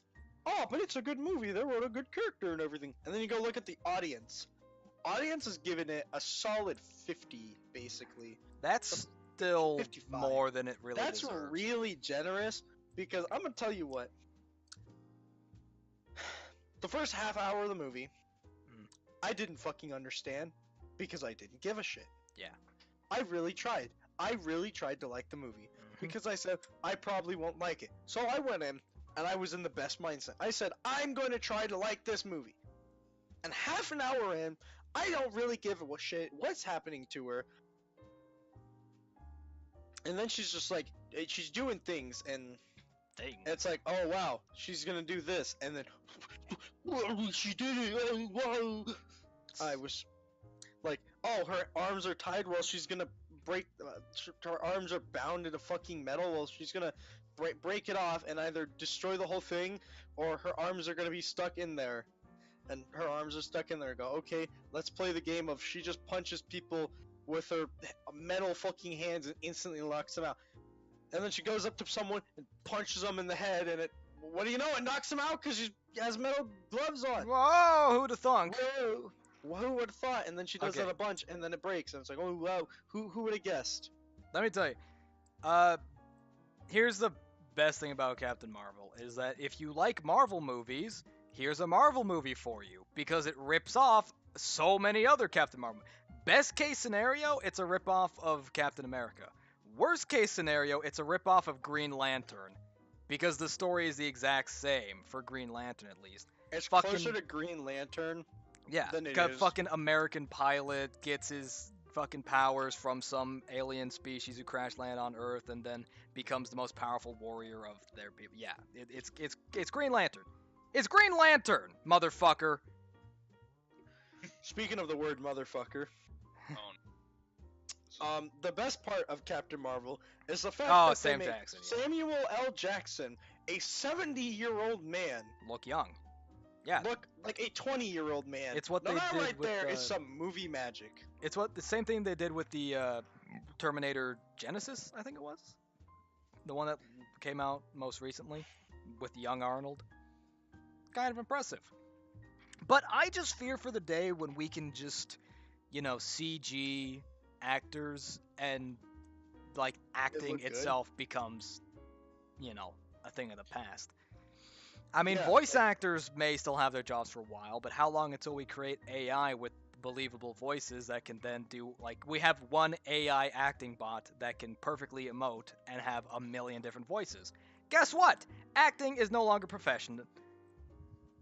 This is I'm why gonna go post- this is why I hate CG. If you're gonna do CG, don't try and make it look human. Don't try and make it look realistic. Don't bother. You can make the greatest fantasy, literally anything your mind desires. You can create a world of it, and you make it look like LA. What is your problem? You boring motherfucker! To be honest, I put it in a look at this. If Bucket feels like putting a comparison on there, that's what he looks like in the movie, Yeah, and the dude's 70 years old. yeah, it looks good.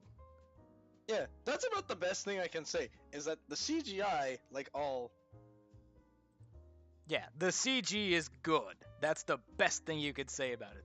That is Yeah, such a like all hollow Marvel. statement. By all Marvel movie, it's good. But the plot, I didn't give a shit until she landed on Earth, and even then, I had to work myself into it. Blah, blah, blah. How Ugh, long then is this film? It's like... 2 hours, 2.5. Disgusting. If you, Okay, here's the thing. Everyone's saying like, "Ooh, Infinity War's gonna be like 3 hours." I hope you 2 can. hours, 5 minutes with credits. Disgusting. Everyone's saying like, "Ooh, Endgame's gonna be really long. It's gonna be like 3 or 4 hours." I hope like, "Ooh, It's- you can't." It stay. has been revealed as 3 hours and 2 minutes of Oh running time. God! Oh Jesus! How will I ever stay? That's such an incredible, mind-boggling event. Never before has there been a 3-hour film except for Scarface, Goodfellas, and hell, if you want to count it, Berlin Alexanderplatz, which with a running time of 7 hours. wasn't Titanic also like 3 hours? Yeah, Titanic was like 3 hours as well. I really like Titanic. I don't, but that's not the movie we're talking about. Yeah, let me tell you, Goodfellas. I would rather spend another 3 hours watching Goodfellas than fucking in Endgame. I'd rather watch Scarface again than watch Endgame. I'm pretty... So, like, if you look up longest running movie Berlin Alexanderplatz. that actually ran... It's gonna be some like indie silent film. Probably. They had At that point, they're just doing it to make it last a long ass Okay, time. I don't think okay. they're doing it for any- okay. So what they put on there was it's top 20 Imitation of Christ. Yep. 8 hours. Indie silent movie. It's not silent. 8 hours. Oh, it's not silent. It's like a documentary. It's like cock and ball torture documentary. Let's see. Yeah. Ba Ba Land. It's a 8-hour movie about sheep. It's a documentary. Also about the nursery rhyme Ba Ba Black Sheep. Nice. Empire. What 8 the fuck? hours 5 minutes. It's a silent movie of of 8 hours of the Empire State Building. Nice. People paid money. 10 hours 7 minutes. It's a 2016 British feature film produced by Charlie Lynn. This film is about paint drying on a wall. You fucking. What? I'm not even Yeah. kidding here. Go look up paint drying movie. Okay, I just want to mention Berlin Alexanderplatz right quick. This is a 14-part West German television miniseries set in the 1920s Berlin, which was released in, I think, the 80s.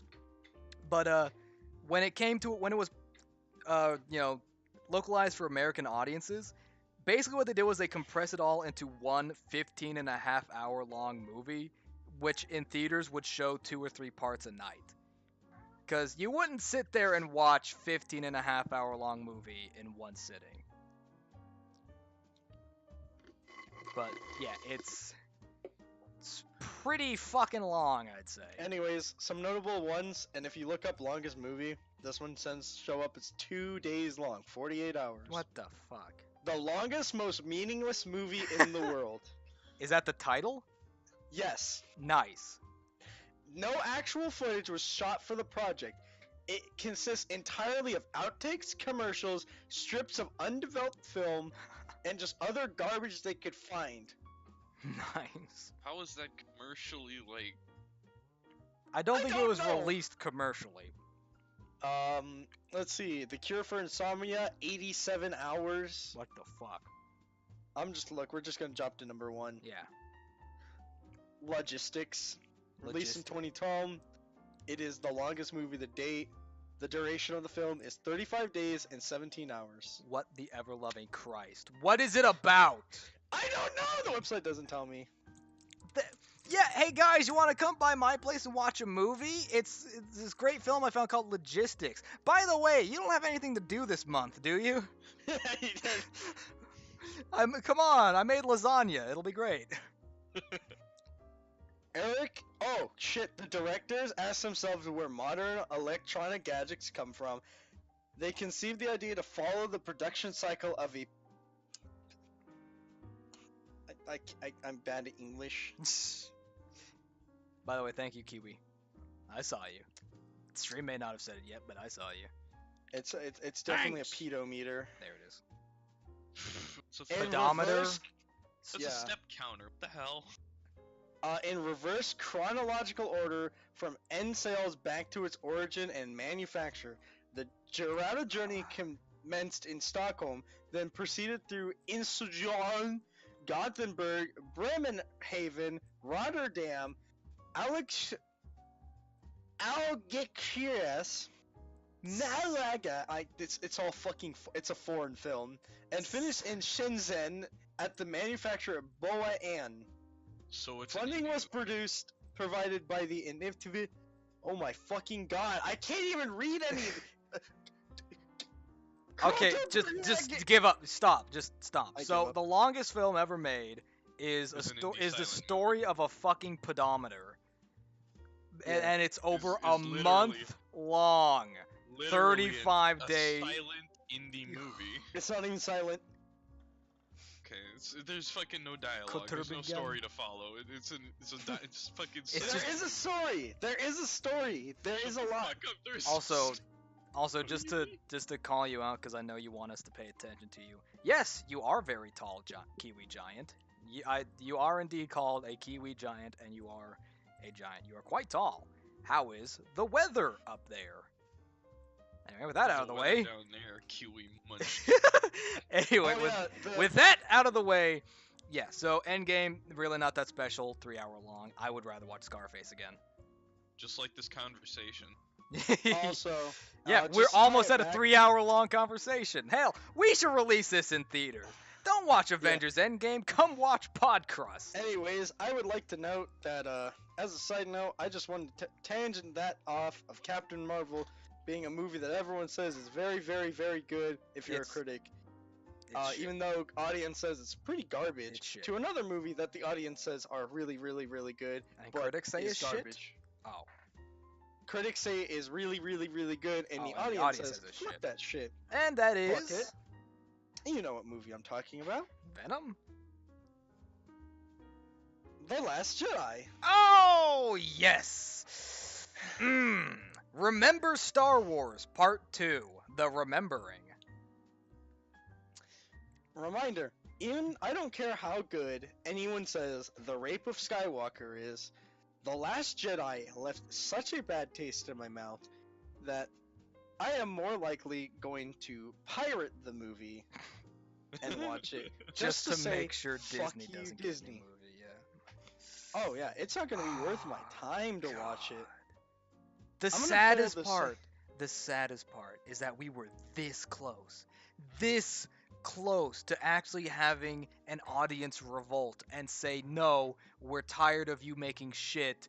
Don't make a movie if it's not going to be good. Stop just squeezing and milking our beloved fucking property so you can Stop make beating money. My dead horse. And then Goddamn all horse. they had to do, no one was excited for it. Everyone was watching it with a bad taste in their mouth, ready to tell Disney to shove it up their ass.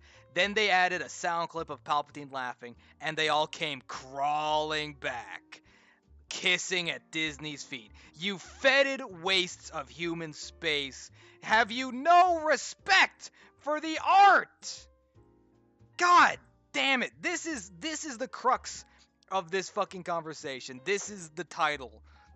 Cinema is a dead art, and we as viewers killed it. Because we let this shit pass. Oh yeah, like I'm not gonna watch it, and if I do, you know how much of my money I'm spending? Nothing. Nothing. Watch it at a friend's house. Let one person... Here's what we're going to do, everyone. Here's what we're all going to do for The Rape of Skywalker. No one's One going of to us watch is it in buying a movie theaters. ticket. We're Oh. gonna no. We're gonna wait till it comes out on DVD, and then one of us, who we will Is designate going later. to steal it from Walmart. No. One of us is going. Yeah, that's Yeah, a we're better gonna idea. One of us, who we will designate, is going to steal it from Walmart, and then we're all just gonna share it, and we're all gonna pass it around. We'll make a few copies, but Like a not too used many. Crack whore. And we'll all just slowly pass it around the world until everyone sees it, and they make literally $0 off it, and we'll say, yeah, that was a pretty bad movie. And they're like, how the fuck did you all see it? We made no money. It's like, yeah, we all stole it because we're sick of your shit. We didn't all steal it. One guy stole it, and then Yeah. I borrowed it from him, and Yeah. continue that story on Technically, for it's quite a long time. technically it's shareware now, so Wait, which I- one of you fuckers stole the movie? They asked. we ain't ratting out, bitch. Yeah, if everyone steals it, then Disney has to get onto everyone. They have But to if I arrest didn't steal everyone. it. I borrowed it from a friend, Yeah. and if we say he borrowed it from a friend, we could loop the whole thing Yeah. around. I borrowed it forever. from him, he borrowed it from him, he borrowed it from him, he borrowed it from him, he borrowed it from him, and then like 80 hymns later, he borrowed it from me. Okay, so you had it originally. No, I borrowed it from him. Good. Yeah. Yeah, and eventually it would use up so much of their resources that they'd lose even more money on it, trying to figure out who stole it, Yeah. and they'd have to just can the project. And maybe, just maybe, we can convince Lucas to buy the property back from them. Because it's not like Lucas was a hobo before they offered him $2 billion. Honestly, I'm surprised he took that lowball offer. He was already a fucking billionaire. You wanna know how Lucas made all of his money? When the original trilogy came out, merchandise wasn't really a big thing for films. You know, you'd have like shirts, maybe a toy if it's a kid's film, but it wasn't that big. So he said he would take a smaller cut of the actual like revenue from the film if he got 100% merchandising, and then no one ever said no to him ever again because he made billions off of these little plastic swords. So, look, I don't give a shit about Star Wars. Honestly, I hope after The Rape of Skywalker comes out, it tanks and everyone just gives up on Star Wars and they never make anything about it ever again. Nothing would be lost. Don't lie to yourself. But honestly, it's just the fact that this is what cinema has come to. Disney making shitty films. Think Anyways, about let's talk- that. Disney is making shitty films. That didn't. You used to say, if you, like 30 years ago, you say Disney makes shitty films, people would call you a dumbass. Nowadays, you say it and they're like, yeah, you're right. Yeah, they're making fucking. Disney is basically making shovelware. Yeah. They're taking other people's work, other people's assets, flipping it for their own with zero effort of their own put in, and then reaping money off of it. God! What is the? Ah, you're right. You're completely right. It's shovelware.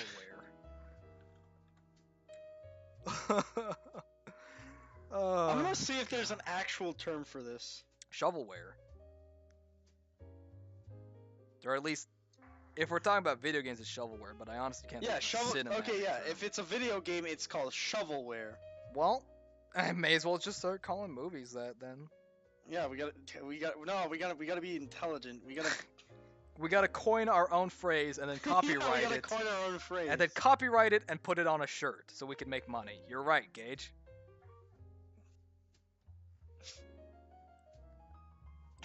Yeah. We'll make dollars. Dollars! Like 20 total. Hey,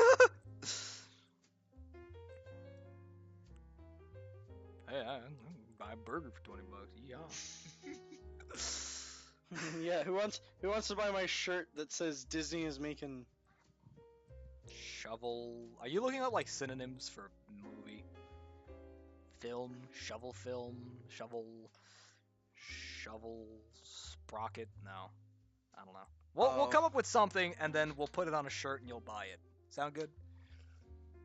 Hallmark. Hallmark. Yeah. Oh my God, Disney is stooped to the level of Hallmark original movies. Yep, that's what it is. Oh my God. No. The difference is that Hallmark actually puts a lot of effort into telling the same story a million times. Disney puts no effort into telling any of these stories.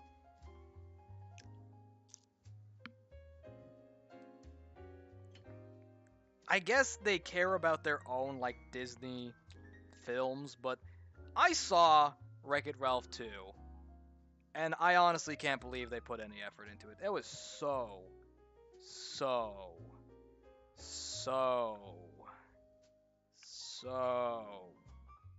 It was bland and generic. I wonder who made Wreck-It Ralph 2. Made 1. Wreck-It Ralph 1 was pretty alright. It wasn't, revolutionary. I still think it missed out on the biggest selling point it had, which was video games. Because instead of actually, getting the rights to show these video game worlds, they just made their own and occasionally referenced a few somewhat popular video games. They just fuck it. Like, why bother? Either do it completely about existing properties or don't show any existing properties. Why waste your money? Then they went to the internet. Like, 0 existing websites except for their own. And by the way, having them go to the Disney website was the biggest masturbatory shit they could have pulled. Also, fuck you for putting Stan Lee in it. He would vomit if he saw that. Because that film was ass. And given the level of, actual creativity Stan Lee put in a lot of his stuff, that's saying a lot. That he wouldn't stand for that. I'm gonna quote my favorite YouTuber, Joe. Angry Joe? No, his YouTube channel name is just Joe. Oh, okay. It will describe all of Marvel films.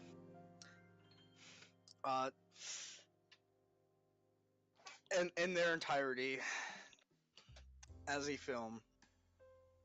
What's the quote? It all right. It not subtle or nuanced. It tasteless and lukewarm. But it all right. What the fuck? I'm not even gonna ask what he was originally talking about. That was so eloquently put. A month before the Simpsons and Family Guy crossover came out but was announced, he made a 4-minute quick animation of what it would turn into,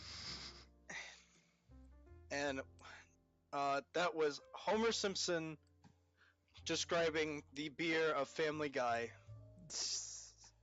in comparison to Nice. whatever the beer is in The Simpsons. Duff. Also, thank you, Bryce. I appreciate your somewhat illiterate comments. No, seriously, thank you for the support. Alright, we are over 3 hours now, but I think we should go for another we should go for another 6 minutes just to show up Avengers Endgame. So, alright, we're at 3 hours and 1 minute, so 5 minutes left to go. What are we talking about? Shrek Retold. Shrek what? Shrek 5? Retold. Unofficial Shrek 5? Yeah, Shrek Retold, where they got like 300,000 people to make 30-second animations of each. Basically, they remade every like 30-second scene of Shrek. So wait, it was kind of like the Dover Boys reanimated collab, but with the entirety of the Shrek film. Yes. Where can I watch that? I actually want to see that. Oh my god. They did it. What? Okay, so I'm gonna link it. Oh, It's, Shrek please, Retold, please the first do. one. However, apparently, a week ago, April 1st. Oh. Okay, don't fucking. It is. It's It is. Shrek 2 Retold. He spends an hour and a half on it, and you know what he does? Explain that he's planning on making a Shrek Retold 2. However, there is actually a first one, and there you are. So this is the entirety of it done, and like a bunch of different people making their own 30-second clips of it. Yeah. Oh my god. 200 people remade Shrek. Nice. What the fuck is this first one? Joe's video. You know, I don't know if I want to see that. But, so that, alright. I thought there was going to be more effort put into it when you described it, but I looked at the thumbnail and I realized, never mind. What do you mean? My expectations were way too high. Because looking at some of that, I lost all hope. Why is that? Just look at it. It's a bunch of Shreks. What do you mean? Or are you talking about the one from Joe? Both, really. Well, I'll tell you what. So, could you imagine someone redoing the opening scene of Shrek, but in real life? I don't know if I want to see that. Alright, well. Still got another 2.5 minutes here. I guess this would be a good time to summarize what we've been talking about so far. So, for the next 2 minutes, we'll do that. First off, be careful with your internet. Don't go ripping cords out of the wall and then declaring it a fire hazard, because you created that fire hazard. No, I didn't. That wasn't me. No, Fuck you. not you, the fucking electrician that ripped the cord out of the wall and said, "Oh yeah, that's a fire hazard." He didn't rip a cord out of the wall. He ripped the adapter out. Right. It's like he set your carpet on fire and said, "Whoa, better watch out. That might spread. You'd have a real house fire problem." Pretty much. Don't want. Pretty accurate. You gotta be. What are you, fucking stupid? Letting me set your carpet on fire? That could start a fire. You dumbass. And then he like smacks you on the head for it. For movies, stop supporting really Stop bad making stuff. stop making shovelware. Here's the thing. The reason why Disney and most filmmakers nowadays make shit is because it sells. They throw it at the wall and it sticks. So if you just don't watch it, don't give them your money, and we all agree not to do that, it won't happen. Because people like to imagine we live in some horrible Orwellian dystopian future where corporations have all the power and we're forced to buy what they tell us to. Here's the thing. If you just don't support a business, that business will go under. All it takes for a business to stop being a business is to not have consumers. So, like, for instance, Epic Games, they're paying and bribing a lot of big developers, big publishers, to only release their game on their storefront, at least for a time before it goes to Steam. And you know what's going to happen when these games come out? No one's going to purchase them. The publishers and the developers are going to lose a lot of money, and by the time it hits Steam, no one's going to buy it, and if they do, they're only going to buy it when it's on sale. Because guess what? Steam has earned people's trust. People like Steam. They've been using it for years. They're not going to change unless you provide a better service, and that's not what Epic does. So they're going to get shit on, and they're never going to go back to Epic, and Epic is going to lose a shit ton of money, and they're going to fail, and they're going to give up. So that's what needs to happen with these shitty filmmakers. Just stop supporting them. They'll stop making shitty films, because it'll no longer be a profitable business. And finally, I don't like Shrek. Oh, and also, I don't know. Y'all. People seem to. I just want to say that people seem to start to gravitate towards the stream we were talking about D&D. So, if you guys like hearing D&D stories, let me know. I can't draw, so don't expect anything like Puffin Forest or Zeba Shu on my channel, but I don't know. You can make low quality SFM. Like an SFM animatic just with pictures. Fucking slideshow. SFM I would slideshow, do come that, on. but I downloaded a map in SFM that's like a old western town, but it didn't have any lighting inside the buildings, so I'd have to do it myself, and that's not gonna happen because I can't do lighting for shit in SFM. I am. Well, that's because you need to light the scene. You're not lighting the whole place. No, You're only the doing entirety of the inside of the building is pitch black dark. I would have to create lights. The left says corrupt billionaires are the problem. The right says corrupt government is the problem, and I'm just here like, black people smell weird. What the And with Alright, that, whatever. I bid you all good night.